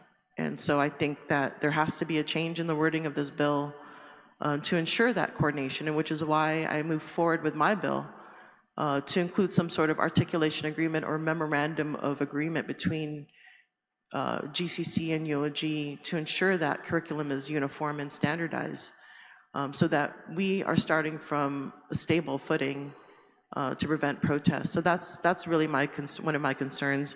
The other thing is when a new course is introduced, I believe there has to be some sort of consideration regarding accreditation. This is something I've discussed with some other schools at UOG, that for them to add a course, they have to also think about the impacts to accreditation. So if UOG were to move forward with this bill, has there been any discussion or consideration regarding accreditation? Yeah, thanks for the question, Senator. I think as it relates to accreditation for degree-seeking courses would be something to consider. As I understand it, because these are not degree-seeking, we have certifications already under global learning and engagement that we offer that are outside of the requirements of accreditation. I could get back to you for more information if my answer that I'm providing may not be super clear, but I know that we already provide certification programs under GLE in a whole host of different types of course offerings, and so this one would be living in that realm already, and so I don't see there being too much of an issue on that. It's not going to be included in a degree format? A degree seeking? Yes. No, this appears to look like a certification program separate and apart, and so we have certification programs for human resources, for project management and so forth, and so we're looking at doing this in that format. So how do you, the other thing that in my original bill when I was developing it, there was a train the trainer, and that's something that perhaps, that's another thing I think really there should be more dialogue before we move forward with this bill between UOG and GCC. I think, yeah, the bill that I introduced kind of provides that step one. This could be the step two, right? The step two with changes in the bill, I think, is needed. Because, yeah, without having that assurance that all these things are lined up, because it seems to me things are moving around more haphazardly if there's no like uniformity. I mean, that's to me was the issue with the bill. And so if we're gonna, yeah, I don't think I've heard an answer that can really address that, other than you don't see it as a problem, right? But, you know, normally when curriculum is developed, it takes, you know, at least I was told 1 year or 2 years. And I think that should be developed before, I mean, of course, I mean, I could, in talking to GCC, there have been changes where they've upgraded their curriculum. So I think it's really about talking and dialogue to make sure that there's some uniformity. Because if this hits, right, then, you know, there's nothing there to really guarantee that necessarily.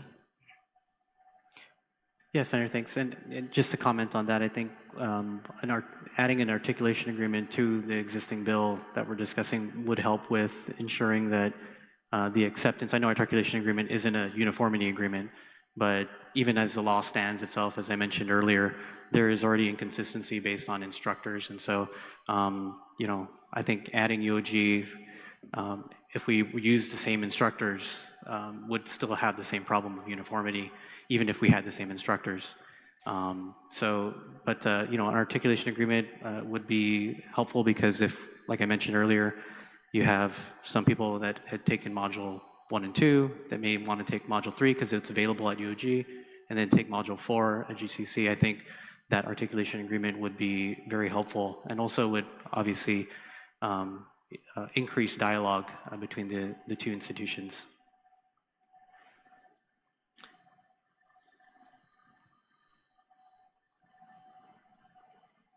Okay, all right, thank you.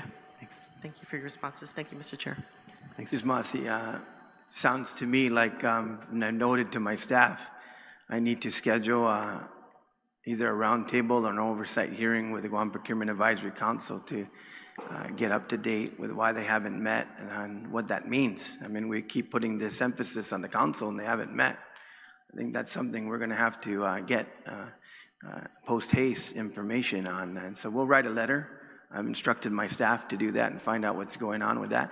Also, once again, just to note, in the President's testimony, UOG also notes and supports the inclusion of consultation with the Guam Procurement Advisory Council, which may increase consistency in the procurement training and certification, and understands that in the absence of council action or quorum, the university can continue its preparation towards standing up its programs within its utilization. So I'm hearing a lot of great support from the University of Guam, wanting to work not only with the Procurement Advisory Council, but to, as you mentioned, Dr. Ricky, to continue to work in terms of the seamless operation between the two certification programs, as you mentioned, and not degree programs. Senator Chalai, you recognize? Thank you. So the bill looks, I guess this bill was introduced immediately after Bill 300 was introduced, which was going to expand the GCC's program to allow GCC, to enter into an articulation agreement with the University of Guam, and at their consent, of course, and still require, as the current law requires, that all of this is done in consultation with the Procurement Advisory Council so that we have consistency. But this bill mandates that GCC pretty much be replaced by GCC or UOG in all of the requirements of the law that currently say that it's going to be GCC that's going to provide the training, GCC where the personnel of the government of Guam will attend, unless GCC and the Procurement Council come up with these other articulation agreements, unless, in other words, they ensure that consistency, which a previous speaker was noting. And I am also concerned about this consistency because one of the things that I think makes our procurement process weaker is inconsistency, absolutely. If it's being implemented differently in different agencies, we have protests. If it's, one attorney saying this is how it's interpreted versus another attorney, you know, that's really, again, the subject of why I think businesses feel it's difficult to do business with the government, because we can't get consistency. So I agree. I am also, this doesn't allow UOG to partner with GCC. It mandates that UOG is going to separately from GCC conduct its own program. UOG says they are going to do this with licensed attorneys with relevant procurement and legal experience who are adjunct instructors. They hire as adjunct instructors, which is fine, except that I think that just also increases the likelihood that we are going to be, if it's different than the ones at, GCC, that we are going to be perhaps teaching it differently. We're going to perhaps be including additional lawyers in this process who may also already be involved in procurement in agencies, or may influence agency action or protests. different from what we have going on now. So I'm not sure the real solution to all that, but I think we have to, by being very, very consistent in how it's taught, in how it's interpreted, in how it's enforced by the public auditor, then we will come up with a, you know, a practice and a reliability for businesses, as opposed to potentially coming up with different ways. So yeah, my issue is just that it's mandating, it's not allowing a partnership, it's mandating that UOG be separate and allowed to do this separately from GCC. There is no articulation agreement mandated. I think that's a good recommendation. I think the other bill mandates that, that GCC partner with anyone else that's going to do this training, and that they can do that. They've already had that authority to partner and contract with anyone else to help them if they're, you know, we're short on instructors or anything, and but they've been able to do this quite well. There was, you pointed out in the testimony by UOG, a part of the intent of this bill that says, capacity and scheduling limitations have resulted in delays in training availability, thereby impacting timely certification of procurement personnel. I actually have not heard that from the agencies. Is there a finding in any of the research that you pointed to that shows that? Yeah, thanks for the question, Senator. I believe in a final presentation by the students, they had that as one recommendation. What? That there were, I guess, bottlenecks or some issues with people getting timely certification, whether it's whatever module they might be on, and if they miss the cut, then they might find themselves, and this, I'm speaking from experience, at least from the airport's perspective, in some of our personnel that we're trying to get. Like, we would try to hire an admin assistant and then get them trained and then see if they would be interested in become a buyer. And so in some cases, I recall that we would try to get them on a module 1, but it might fill up, and then they'd have to wait for the next module 1, because then module 2 would happen, and 3. But you know, the specific presentation that was referenced in both Senator Duenas' release and then also what we just referenced, their release about that, did mention in their research that there was some of that issues. To the extent of that, I can't speak to it, but I know that that was one of the findings. All right, well, we don't have that in front of us either, that study, if you could provide that, or yeah, whatever it is. And who was the instructor? I don't know who that is at the moment. I was referencing Senator Duenas' release in the testimony. Oh, Yeah. so, all right, so the UOG, it's in the president's testimony. It says this was done at a UOG course, and that they made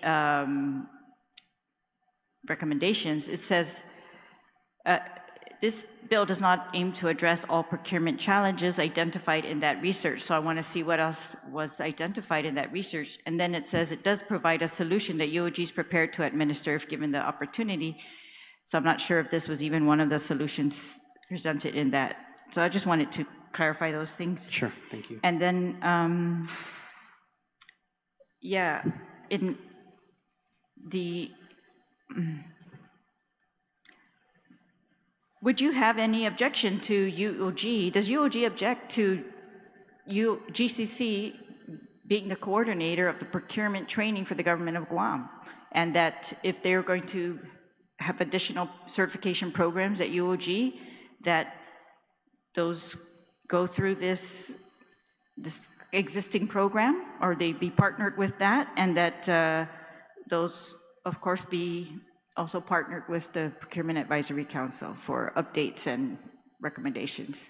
Yeah, I mean, I think just reiterating the position on Bill 301, the university supports the bill being adding UOG to one of the authorized providers for this training and certification program, and just reiterating that working with the Guam Community College, of course, is going to be of utmost importance because they are the one currently providing it. But I think with the intent of the bill, expanding opportunities, expanding options for employees to get the certification, it's going to be imperative that we do work together, especially as we approach trying to ensure that if an employee gets module 1 and 2 and 4 at one unit, at one institution and maybe a module 3 at another, that there is some level of articulation. Yeah, the thing is that it's not imperative in the bill, as you're saying it should be. It's not imperative that they work together, and it's also not like, it says that UOG shall, that they shall. It doesn't say that you may, you know, if you decide that that's the prudent course to do, and under UOG's, you know, what they decide is best to provide for the students, and it doesn't, it really very clearly just takes this authority that's currently been placed in one entity. And, you know, I'm not disputing whose entity's better or anything like that, but I do like the fact that it's kind of like why we have a procurement council. We want all of this procurement to go through one entity, to be consistent, and I feel like if UOG wanted to do that, they would be authorized to do that under Bill 300. They would have been authorized. I think they're kind of authorized right now by GCC partnering with UOG. They were authorized to do that, but they did not. And so I just think this is, and then by mandating that UOG does this, I feel like we've been cautioned so many times about mandating what UOG is going to provide or not provide, you know, in terms of courses to their students, I think. And so I just question that. And again, and the finding of really, that's not the delay in procurement that we've been hearing from these agencies. It's not, oh, we don't have trained personnel. Maybe some of them don't have trained personnel, but they should be able to work around that through GSA. But that's not the delay. It's on the other side, getting the work done by those people who actually are trained. That's where the delays are coming in. Yeah, the university is certainly not saying that the lack of opportunity for employees to get trained is leading to this next step of delays in procurement. That's certainly not the position of the university, nor is it the position of the university that the lack of consistency currently is what's leading to protests. I think you'd have to look at each individual issue and really dig into, okay, what is causing this? Is it, and I don't necessarily think the university's position is that, especially as it relates to Bill 301, that this specific thing is leading to these downstream issues. I think we have to look at those individually and try to really see what are the underlying issues leading to protests. You'd have to look at each protest. Obviously, we all know this, and to see what the issue is at that point. But if I could just mention that, the way we teach small purchase is 25,000, right? The way we have to report monthly on small purchase between 15 and 25. There are very specific things we can teach in a curriculum, but I think as I spoken to some colleagues about the procurement statute in certain parts, especially when you see some of these very sophisticated protests, that there are certain parts of the procurement statute that have been kind of untested, and so there are being tested currently, just like every other kind of statute. And I don't think that's going to stop, but I do agree that having to work with the Guam Community College with an articulation agreement, number one, but also having that dialogue is going to be very important. But it won't necessarily completely solve the issue of having multiple instructors teaching multiple things. But there are parts of the statute that are extremely clear, and that it is, small purchases, 25,000. Yeah, I mean, you know that too, Senator. Let me ask you this. So right now, the law says that the college, which is GCC, shall establish equivalent training, education, experience, prerequisites, tests, attendance, standards, as it determines necessary to qualify for any certification.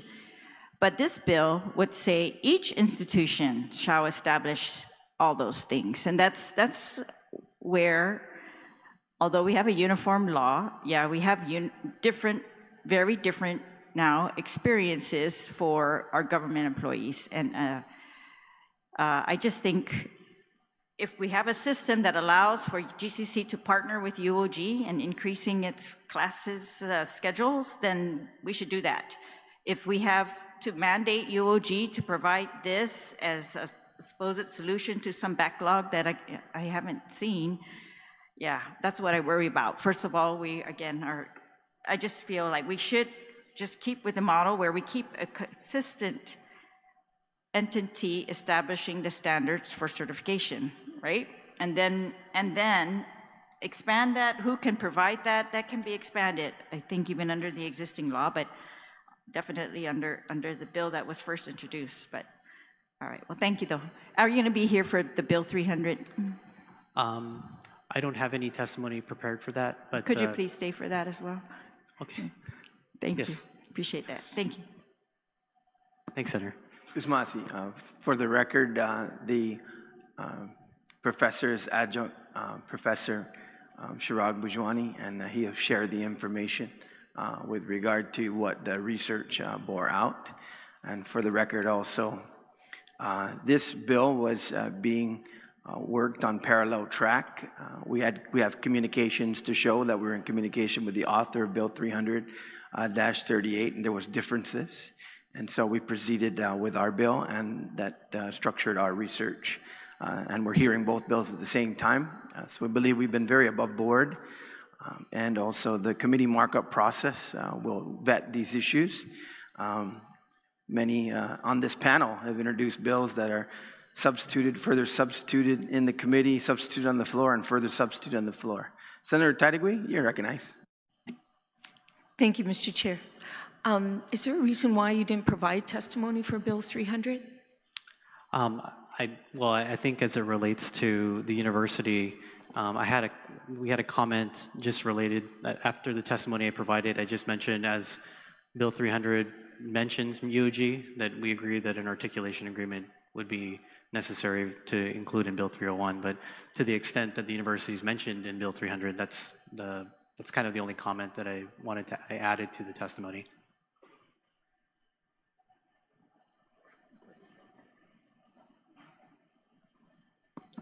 We're hearing Bill 301-38. Senator, please proceed. Thank you, Mr. Chair.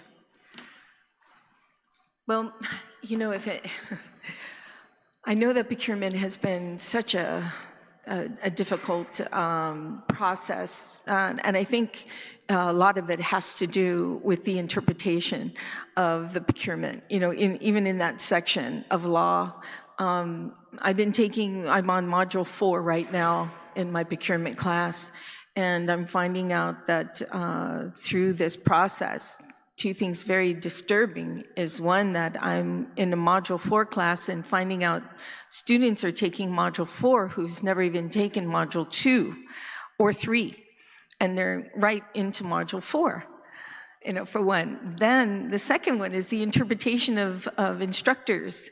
You know, having one believes that this is what it's meant, and another one believes that no, it's meant like this. And of course, it's two different attorneys. I'm sure you're going to get different determinations from the two. Anyways,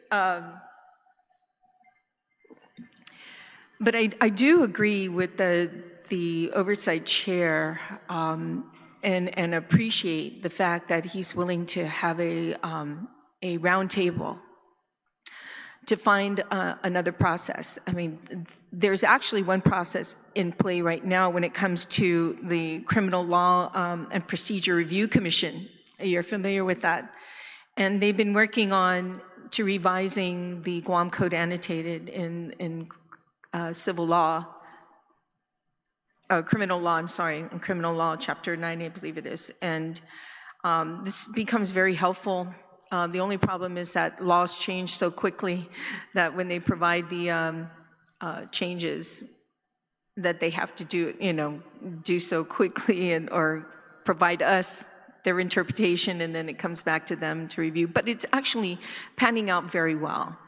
And I think it's something like this that we need to do. And I actually spoke with the speaker about creating a procurement task force to actually go through the procurement law to, clarify, to simplify basically what it is, to simplify, or look at using the federal procurement law and incorporating into us. our laws. So we know that there's an issue, and I don't think it's going to be addressed by having one bill come out, another bill come out. I think we need to just sit down and look at a process that's going to work for everybody to set the guidelines in play, because why is the instructor still allowing students to participate in Module 4 when they haven't even completed Module 2 or Module 3, things like that. Now, I'm concerned about, of course, I'm not going to go through the whole issue, why I'm concerned about, just not nor formality or, who's overseeing what, and are you doing the same? Are both UOG and GCC collaborating with the program or the curriculum? But I see it as a salary war here, providing instructors to teach at UOG. Are they going to pay the same amount as the instructors that are being paid at GCC? Now we're going to see some imparities here with that. So I'm very concerned about that. Is there already since you did an extensive, testimony on this one, have you come up with a figure amount that you would be providing salary? What amount that salary would be for an instructor? Not at the moment, Senator. Thanks for the question. I think we would have to look at what the cost would be. We do know what the fees are that are charged to each individual student. I believe it's $208 for each module. And so we're looking at that as obviously wanting to see if that is cost recovery. Did you find out from GCC how much they charge? They give their instructors? Not directly. I've spoken to some instructors, but I'm not too clear on what the stipend is or what the structure is on that. So this program, why would UOG want something like this where it's not a degree program, it's more of a, training program, and, GCC would probably be the best place. Yeah, if it fits great into our global learning and engagement unit at the university, and with the need to provide transcripts, of course, we have enrollment management and student success unit that includes admission and records, and so we have that side of the house to be able to provide transcripts as needed. But it's not outside of the university's wheelhouse to have certification programs running through. It's GLE now. It used to be called Professional International Programs, PIP. But we've run certifications, and we continue to run certification programs through that unit, and so it's not outside of our wheelhouse. We have that. That's why I meant when we had the infrastructure in place at the university to be able to handle this, and so it's not unheard of. One of the concerns, Senator Perez and I actually have been working on Bill 300 for 3 weeks, actually, maybe even longer. I believe Senator Perez took us a month to create guidelines in Bill 300, a process that was fair. We also had on that round table, we met probably about 3 times, and was what was her name? She oversees at GCC the procurement. Yeah, what is her title? Yeah, acting president, and she oversees the GSA. And then we brought in a couple. We're talking about GSA, and then there were 2 other people that were there that have procurement experiences to go over and create it. So I found that to be very helpful. In that round table, that's why I agree with the chair that round table to come together, maybe merging the 2 bills or finding some clarity would be very helpful. But I think a review commission might come into play. One of my biggest concerns too, when we were having this meeting, this roundtable, is who teaches this program? Are they certified procurement specialists to be able, at least Guam certified procurement specialists to teach this? I know that under GSA, that they have to go through certain programs actually off island to be trained. What is that, Senator Perez, the training that required from GSA, those who are dealing with ASPO, right? NASPO, certifications. So things like that. How are you going to find instructors, and how are they going to be trained to be able to teach this program? Yeah, thanks for the question, Senator. I just want to note that I know that the university is submitting testimony in favor of Bill 301. Definitely not, haven't taken a position that I'm aware of, spoken with the president on the next bill on the agenda, so I don't want to say that the university is for or against that bill. We're here to be in support of Bill 301. Just wanted to make that clear. As I understand the National Association of State Procurement Officials, each state and territory has a representation in that, and so there's 54 members in that national organization. And so government agencies can be associate members at the approval of the main member, which is the Central Procurement Authority of the government, which is the Department of Administration. And so, to my understanding, that instructors that are currently teaching the program, I'm not sure if they need to be certified by NASPO. NASPO doesn't provide, to my understanding, actual certifications, but there are nationally recognized certifications out of the Universal Public Procurement Certification Council, UPPCC. They offer the Certified Public Procurement Officer designation, which I hold, and then the Certified Professional Public Buyer certification. I mentioned earlier that the Institute for Public Procurement, their acronym is NIGP. They have the NIGP-CPP, which is the NIGP Certified Procurement Professional. So there are those three nationally recognized procurement certifications, but they require educational. There's educational requirements, experience requirements, and then there's an exam or exams.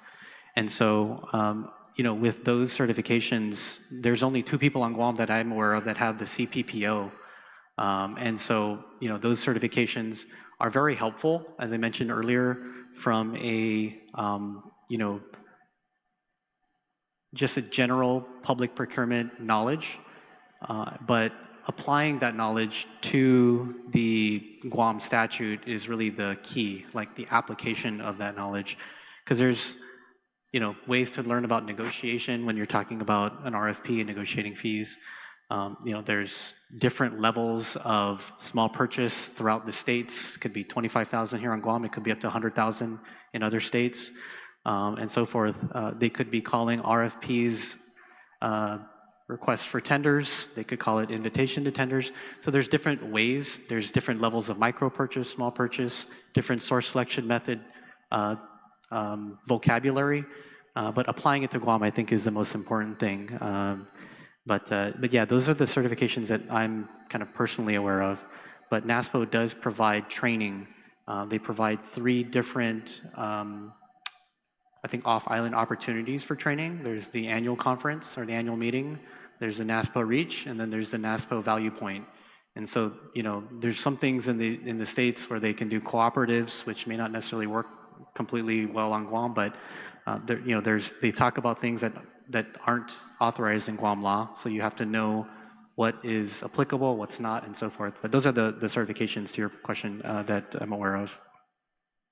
Okay, from what I gather, those who work over at GSA, they have initial training under NASPO, so I think that there should definitely be some qualifications for anyone teaching these procurement classes to have gone through training big time, because like I said, it varies depending on what instructor you have on how they interpret the procurement laws, and it's unfortunate because it does make it more confusing than anything, and it's contradictive too.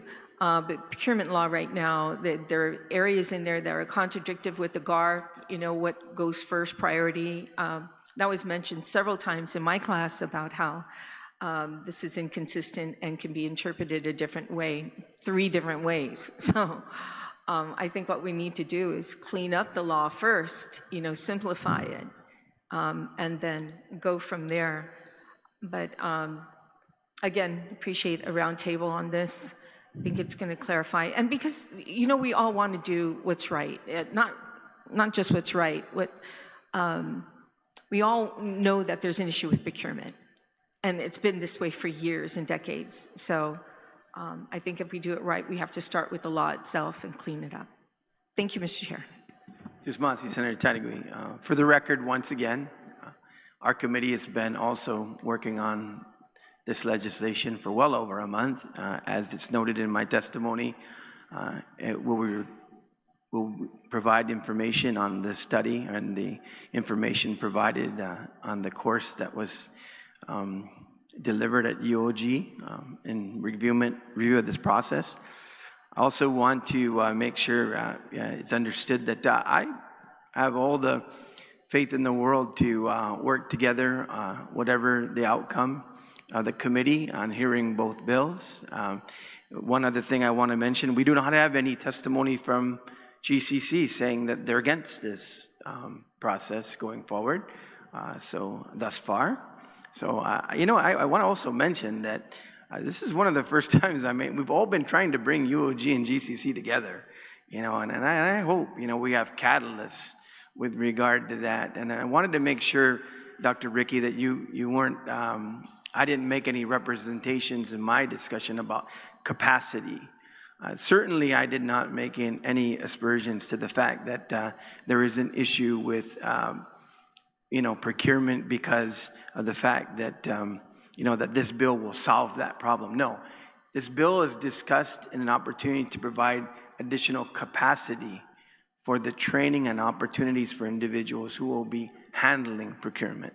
And that is what I've seen typically and most notably, especially on administration of grants.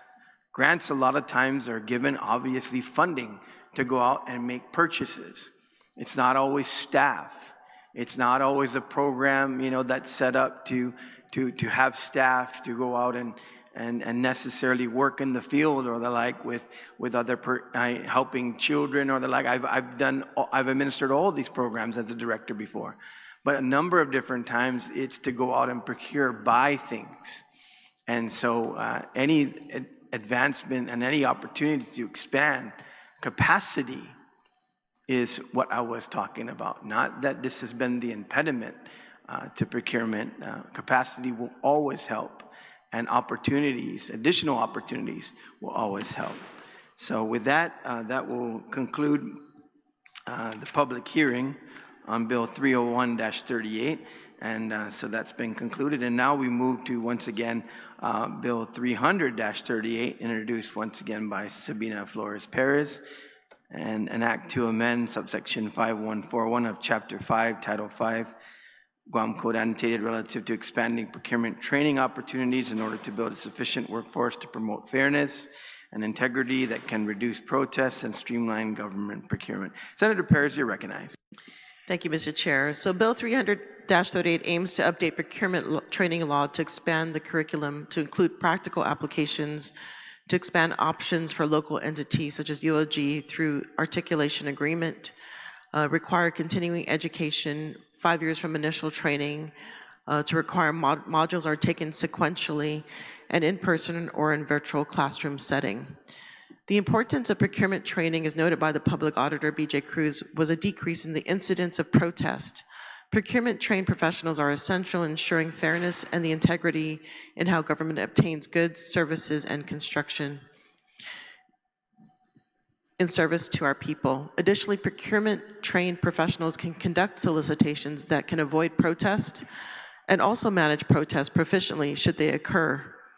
Since the passage of the procurement training law authored by then Senator B.J. Cruz, it is essential to reevaluate and improve the law to address some challenges. Some of the feedback that my office has received has been the need for practical application in the curriculum, insufficient course availability due to lack of available instructors, inability to interact with instructors, with asynchronous delivery, delayed enrollment on higher level courses due to availability as well. I would like to thank Senator Tadegui, who really guided me to look at this section of law, to overhaul it, look at it and overhaul it. GSA, GCC, Mayor's Council, procurement staff, who I work in close collaboration since January in developing this bill. I think what was most important, not just the bill, but also the dialogue. It was clear to me that there was lack of dialogue between these entities, and that was critical in really developing this bill to the form that it is today. And more importantly, to establish these relationships that they can continue to move forward in speaking about the needs of procurement so that the GCC can then modify their curriculum. It was also good to hear that GCC was already on this path of updating their procurement and ensuring that the courses will be taken in sequence, which is one of the issues that I've heard, one of the feedback that I've received was that some individuals take a course years later, and so it's really important to ensure that the courses are taken in sequence within a reasonable time frame. And right now, by the looks of their curriculum, they're able to do it within a semester. They're able to continually, they can basically offer sequential modules so they can complete it within a semester, within a year's time at least. And they'll be also hosting it on a regular basis. So Bill 300-38 would also ensure a uniform procurement system, which is critical in addition to incorporating these new elements, such as practical application. In regards to UOG involvement, Bill 300-38 proposes a unified approach through articulation agreement to ensure uniformity in the curriculum, which is critical to reduce protests, increase availability of courses. Additionally, it would leverage the resources from both educational entities, so UOG can offer specialized courses as well as higher level courses, which was initially intended, I believe, in the original law. Together, they can intentionally formalize a procurement institute. That's what's critical, not duplicating resources, but leveraging resources. Prior to the public hearing, we did reach out to GCC, UOG, Public Auditor, and Department of Administration. We will continue to look to seek their input regarding this bill. So again, this was worked in close collaboration with Chief Procurement Officer, key procurement professionals of the Mayor's Council, as well as GCC.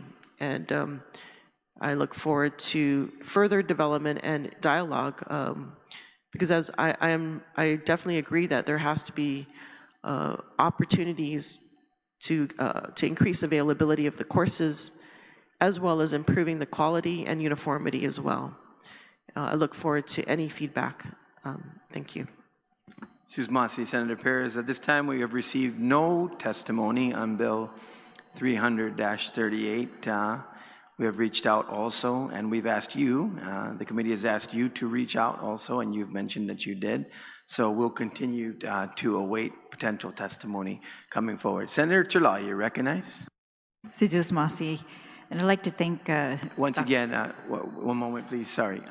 Ricky, Dr. Hernandez, thank you for gracing us with your presence to stay over to answer questions as this is not official testimony in your basis. But thank you for providing your expertise to the committee and to the senators. Senator, you may proceed. And yes, I wanted to say thank you to Dr. Hernandez for staying here and helping us, and especially with your procurement certifications and training and experience in both autonomous and now UOG and in the legislature. Just want to see, you concur with the additional module that this bill proposes? It's a practical application, and then there's one for management and administration of procurement. Yeah, thanks, Senator. I wasn't necessarily prepared to speak on Bill 300, but as I had listened intently to Senator Perez in her opening, and looking at, and this obviously is testimony, not on behalf of the university. I'm looking at the addition of a practical application as a new Module 4, and then shifting the current Module 4 to a Module 5, Management, Administration, and Procurement. In my experience, having taken the courses with Senator Perez at the time, 2019, I know that practical application is always important, and you know, I don't have necessarily a position on it. I understand that in the classes I took, I believe in Module 4, the current Module 4, there was some level of application, practical application. You know, we were going through, we had to put together an RFP, and that kind of was the extent of the application during that time. But you know, I think the addition of inclusion or requiring the practical application, whether it's in a separate module or trying to embed it in an existing module, would be certainly helpful. All right, I understand that. And what about, currently the law says certification levels are yearly renewal, and this bill would make it be 5 years renewal. You're certified for 5 years. And it says, after 5 years, recertification will be required if there are significant changes to the Guam procurement law. I'm on page 6 of the bill, G, at the end of G. So I guess just generally, just trying to think in your experience, certifying these personnel for 5 years, of course, sounds easier for the agencies. They don't have to keep sending their personnel back for recertification. And the laws are changing though, right? What do you think? Yeah, I guess in my experience, you know, we've taken I finished all the modules in 2019 and have been doing separate related procurement training. And so there was no requirement that we retake all of the modules. I just reviewing this language, I know I briefly read it before, but looking at it in terms of your question, if there's going to be a requirement to take all the modules again, that might be a pretty hefty task. But if there maybe was a requirement that there's a refresher course that could be required for these, you know, because there are laws that change, Yeah. and maybe even new case law based on OPA protest determinations or even Superior Court could be helpful.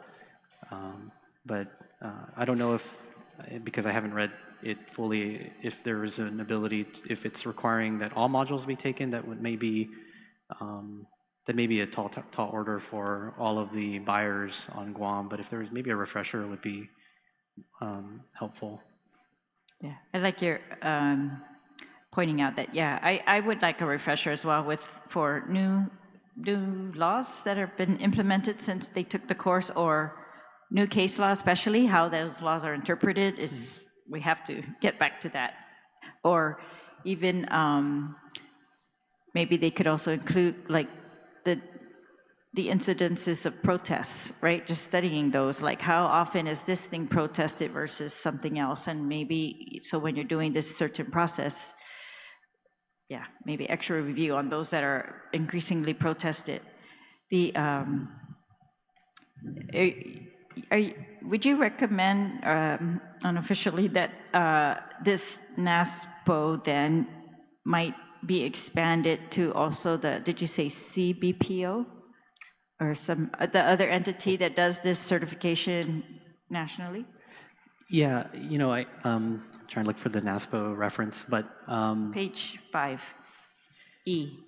Yeah, because I understand as an associate member of NASPO on Guam, the institution that I've been working for, whether it's the airport or now UOG, you know, NASPO provides training, it provides support to each of their member states and territories. But then there are also member organizations, and that one I mentioned was like the Institute for Public Procurement, or their acronym is NIGP. They used to be called I think the National Institute for Government Procurement or Purchasing. But those two are kind of the large organizations that I'm aware of that provide a level of training. NASPO is a little bit different because their members are states and territories, and they're a central procurement authority, whereas the NIGP is more of a membership organization made up of different chapters. I kind of liken it to like the association or the AGA, for accountants and other government professionals. They have chapter organizations in different states. You could have multiple chapters in one state and so forth. But both of them provide training. They're just a different type of procurement training organization. The other certifications I mentioned are from the Universal Public Procurement Certification Council, which is just a certification council. They are not, I don't believe they provide training. They're not a membership organization either. All they deal with is administering these two certifications, the CPPO and the CPPB. NIGP, membership organization, but they have their own certification, which is the NIGP CPP, the Certified Procurement Professional. So there's like some nuances to it, but you know, I'm happy to talk offline, especially if to get any recommendations on those more specifically. But I know that NIGP, for example, has been around for decades, and so they're a very established organization as well, and provides very good, relevant training. All right, thank you. So this same subsection, the current law currently says that the college, which is again GCC, may provide training and continuing ed under this section using its own personnel and facilities or through contracts with other public or private entities or personnel, including the federal government Procurement Technical Assistance Program, and other state and international institutions. And so this bill is adding specifically NASPO to any other local, state, and international institutions, and adding the word local to be very clear. And it adds a sentence, the college is authorized to create an articulation agreement with the University of Guam to develop and administer procurement curriculum pursuant to this section. And I would think that this would then accomplish the purpose of allowing, I mean, UOG is allowed to do whatever certification programs it wants, right? And so that this would just, then it allows GCC to partner with UOG. And then I think subsection A makes that so that it would be consistent with the consultation with the Procurement Advisory Council and GCC's current curriculum.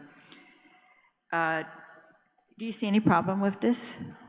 Allowing GCC to, well, they're already allowed to contract with anybody, really, to do this program, and that this particular sentence that says they're authorized to create an articulation agreement with the University of Guam to develop and administer procurement curriculum pursuant to this section. Yeah, I'll just say, I just reiterate the support for Bill 301 and that mechanism. I was getting a little clarification in between discussion of the bills that articulation agreement or an MOU, which I believe the university already has with the community college. I think how we reference that would be ideal as it relates to just accepting modules. But because I was here for Bill 301, just wanted to reiterate, the support for that that bill. Not necessarily have any comment other than how it's referenced in Bill 300 related to this articulation agreement, but that preference is for Bill 301, of course. The preferences? Yeah, for Bill 301. Why is that? Mechanism. Because it mandates UOG, it doesn't give you the option of doing it. It's mandating you to do this in addition to GCC. Why is that the preference? Because that's we're ready for it. We believe that the intent of, and I know we're talking about Bill 300, but just to answer the question related to Bill 301, that we're ready to be able to provide this, expand the opportunities, but understand that whether it's an articulation agreement or an MOU with GCC, we're also prepared to be able to do that as well. All right, because currently it looks like there was no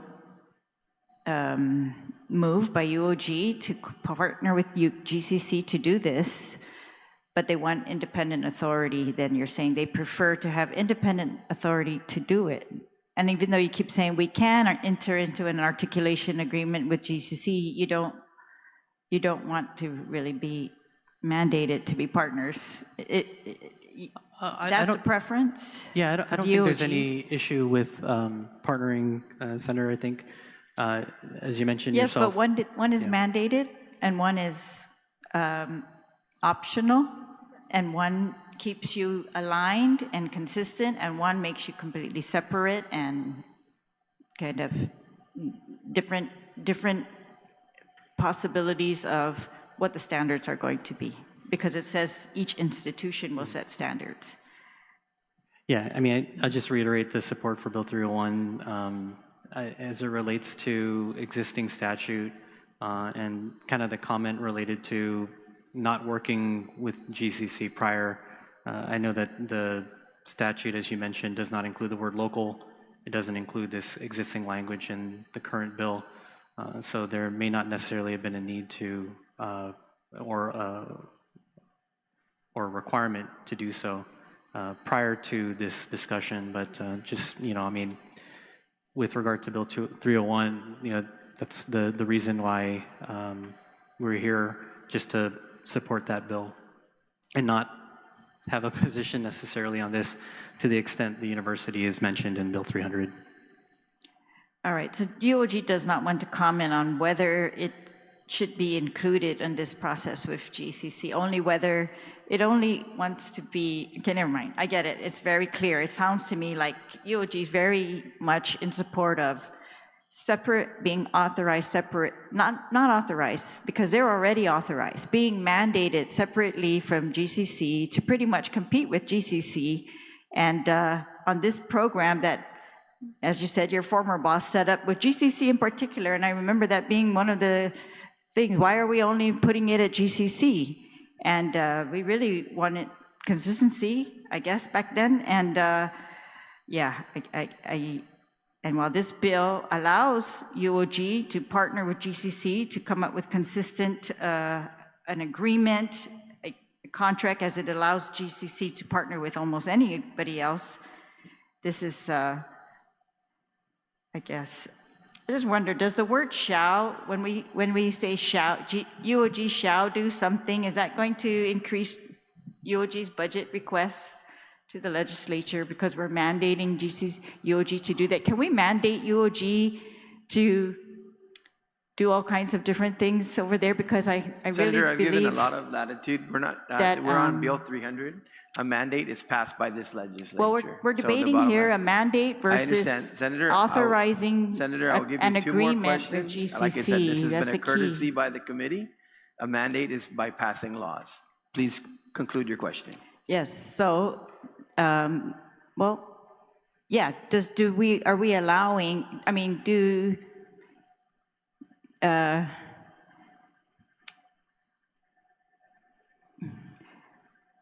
many times UOG comes and says to us that we cannot mandate them to do certain things that interferes with their autonomy. It's going to impact their accreditation. And so I'm just surprised, I guess, that we are going to mandate that UOG provide these courses as opposed to fixing what the real issue is, and that is making sure that GCC can expand this existing program in a way that is consistent for more employees in the government of Guam, and if that is through UOG, then that's fine, but it should be expanded consistently. We should maintain consistency, as this bill is trying to do. We should improve the standards that have already been implemented at GCC, as this bill is trying to do. If we need refreshers, then we should do that. And this is a program, again, that's mandated for government employees. We are looking for them to be certified in a way that they can apply this law consistently throughout all the different agencies, so that we, hopefully, consistent with the OPA's interpretation, consistent with the court's interpretation, so that we will have less protests. And Thank you, Senator. yes, We're concluded on Bill 301, and that's, we're not talking about 301. Senator Perez, you're recognized. Mr. Chair. Thank you. Senator Perez, you're recognized on Bill 300. I've been very generous here. Okay, well, I think what's happening here is that, we're dealing with the post-attorney John Brown era where everything was uniformly, taught, and now we're dealing with a multitude of instructors, and no standardized curriculum. And I think what this Bill 300 does, it really ensures that there's uniformity. And I think it's critical that as we move forward into this new era, that the professionals are trained using standardized curriculum, at least, right? And I guess, has UOG spoken to GCC about this? Has there been any dialogue between the two, to your knowledge, regarding procurement, training, this particular Bill 300? Has UOG been in communication with GCC regarding procurement? Yeah, thanks, Senator. I think, to answer your question, I will, but I certainly want to make it clear that, the university's position is certainly not a UOG versus GCC or a pro-UOG, anti-GCC. I think the position, especially in the prior bill, is just really a pro-procurement certification training, and I just kind of wanted to make sure that I wanted, to allay any concerns that there's any,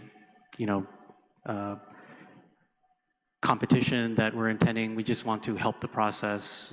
We want to expand the ability to do so.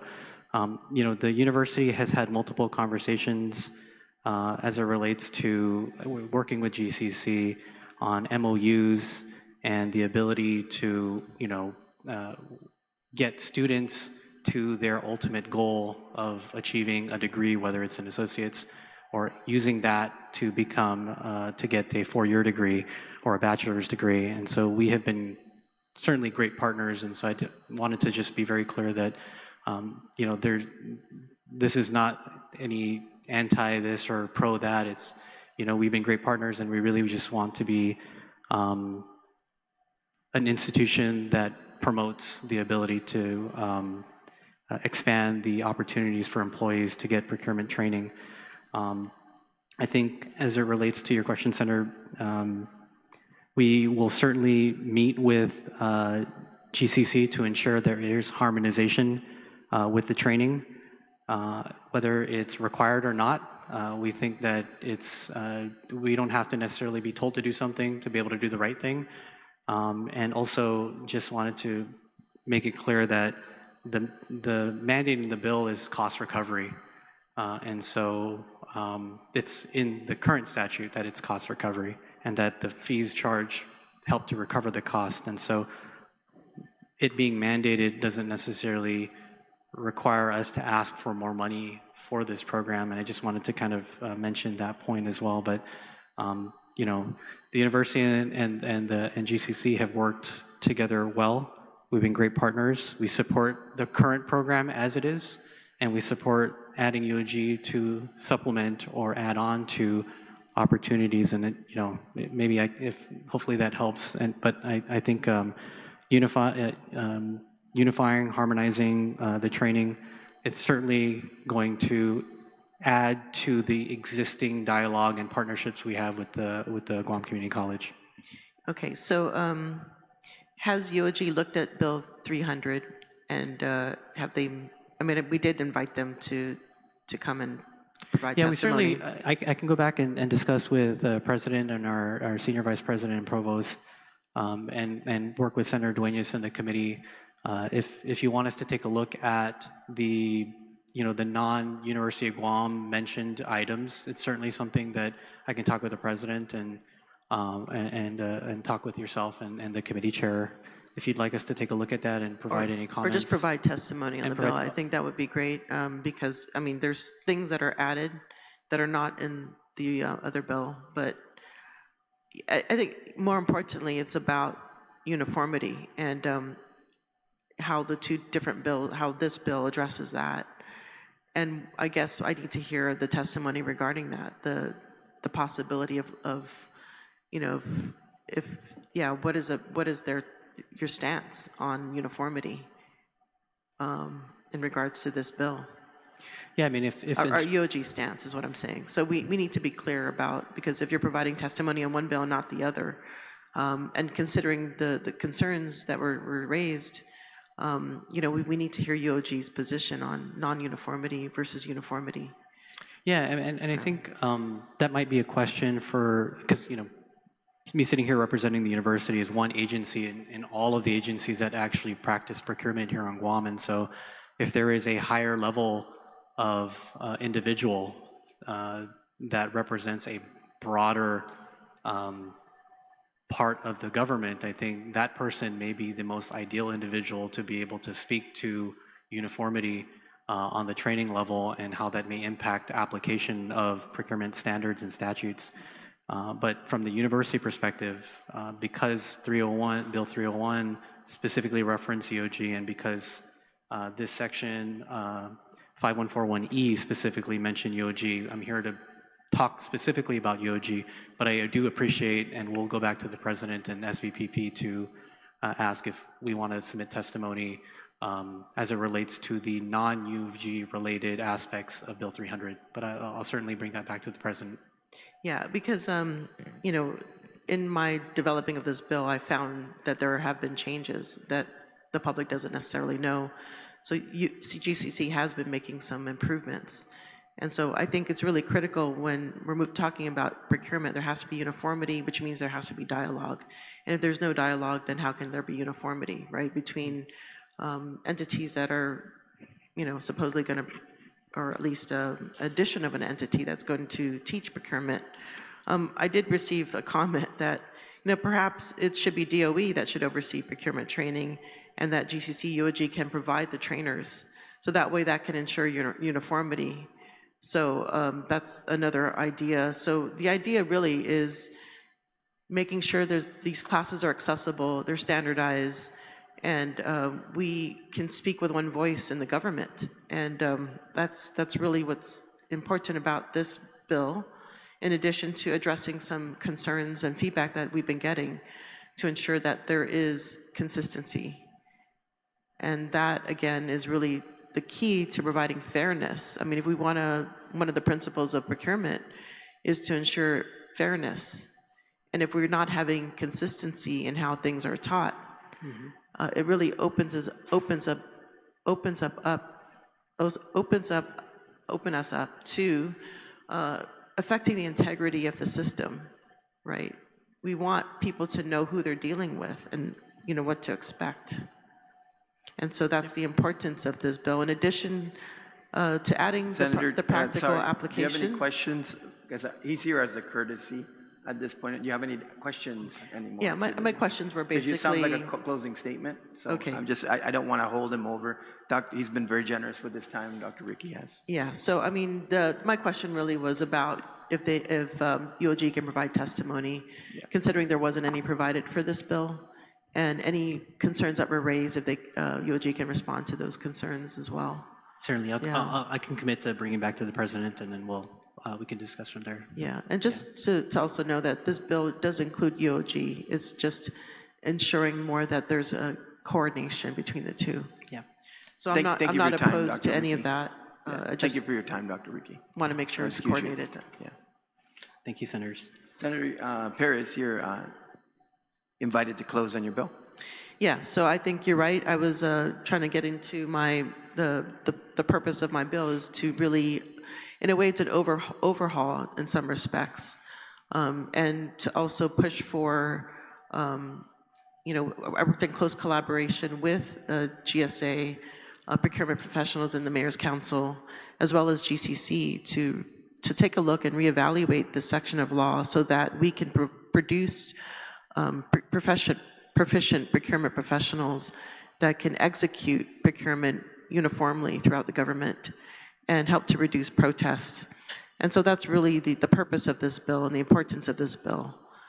And I look forward to hearing testimony from the public as well as to stakeholders. And thank you. Sutuzmasi. Sutuzmasi, Senator Perez. And so before I close, just a couple of comments before I close out the hearing on the bill and then closing the hearing. That is that The committee also did offer co-sponsorship to the author of Bill 300 on 301, which was declined. And so we did our due diligence there as well. And we want to just mention once again, it was, other than the formulation, the concurrence in terms of both bills, there was an offer on both sides. And so we ended up with the two bills for that reason. So the two bills will go through committee and continue the markup process. But there has been, once again, a reach out, an effort to collaborate, to work together. And so what will happen now is the bills will work together in committee as they go forward, and we'll continue to get testimony. And given the fact that once again, we've just experienced, of course, a devastating storm, and so I'll extend the comment period, and I'll close out now. The committee will continue as we have now concluded today's public hearing on bill numbers 293, 301, and 338. The committee will continue to accept written testimony on the bills within 10 calendar days from today, which may be addressed to Senator Christoper M. Duenas as chairman of the committee and mailed to 163 West Chalon-Satapapa, Hagatnya, Guam, 96910. You may also email your testimonies to senator.duenas@guamlegislature.gov. This public hearing is now adjourned, and it is 11:36. Sejus Masi, and God bless.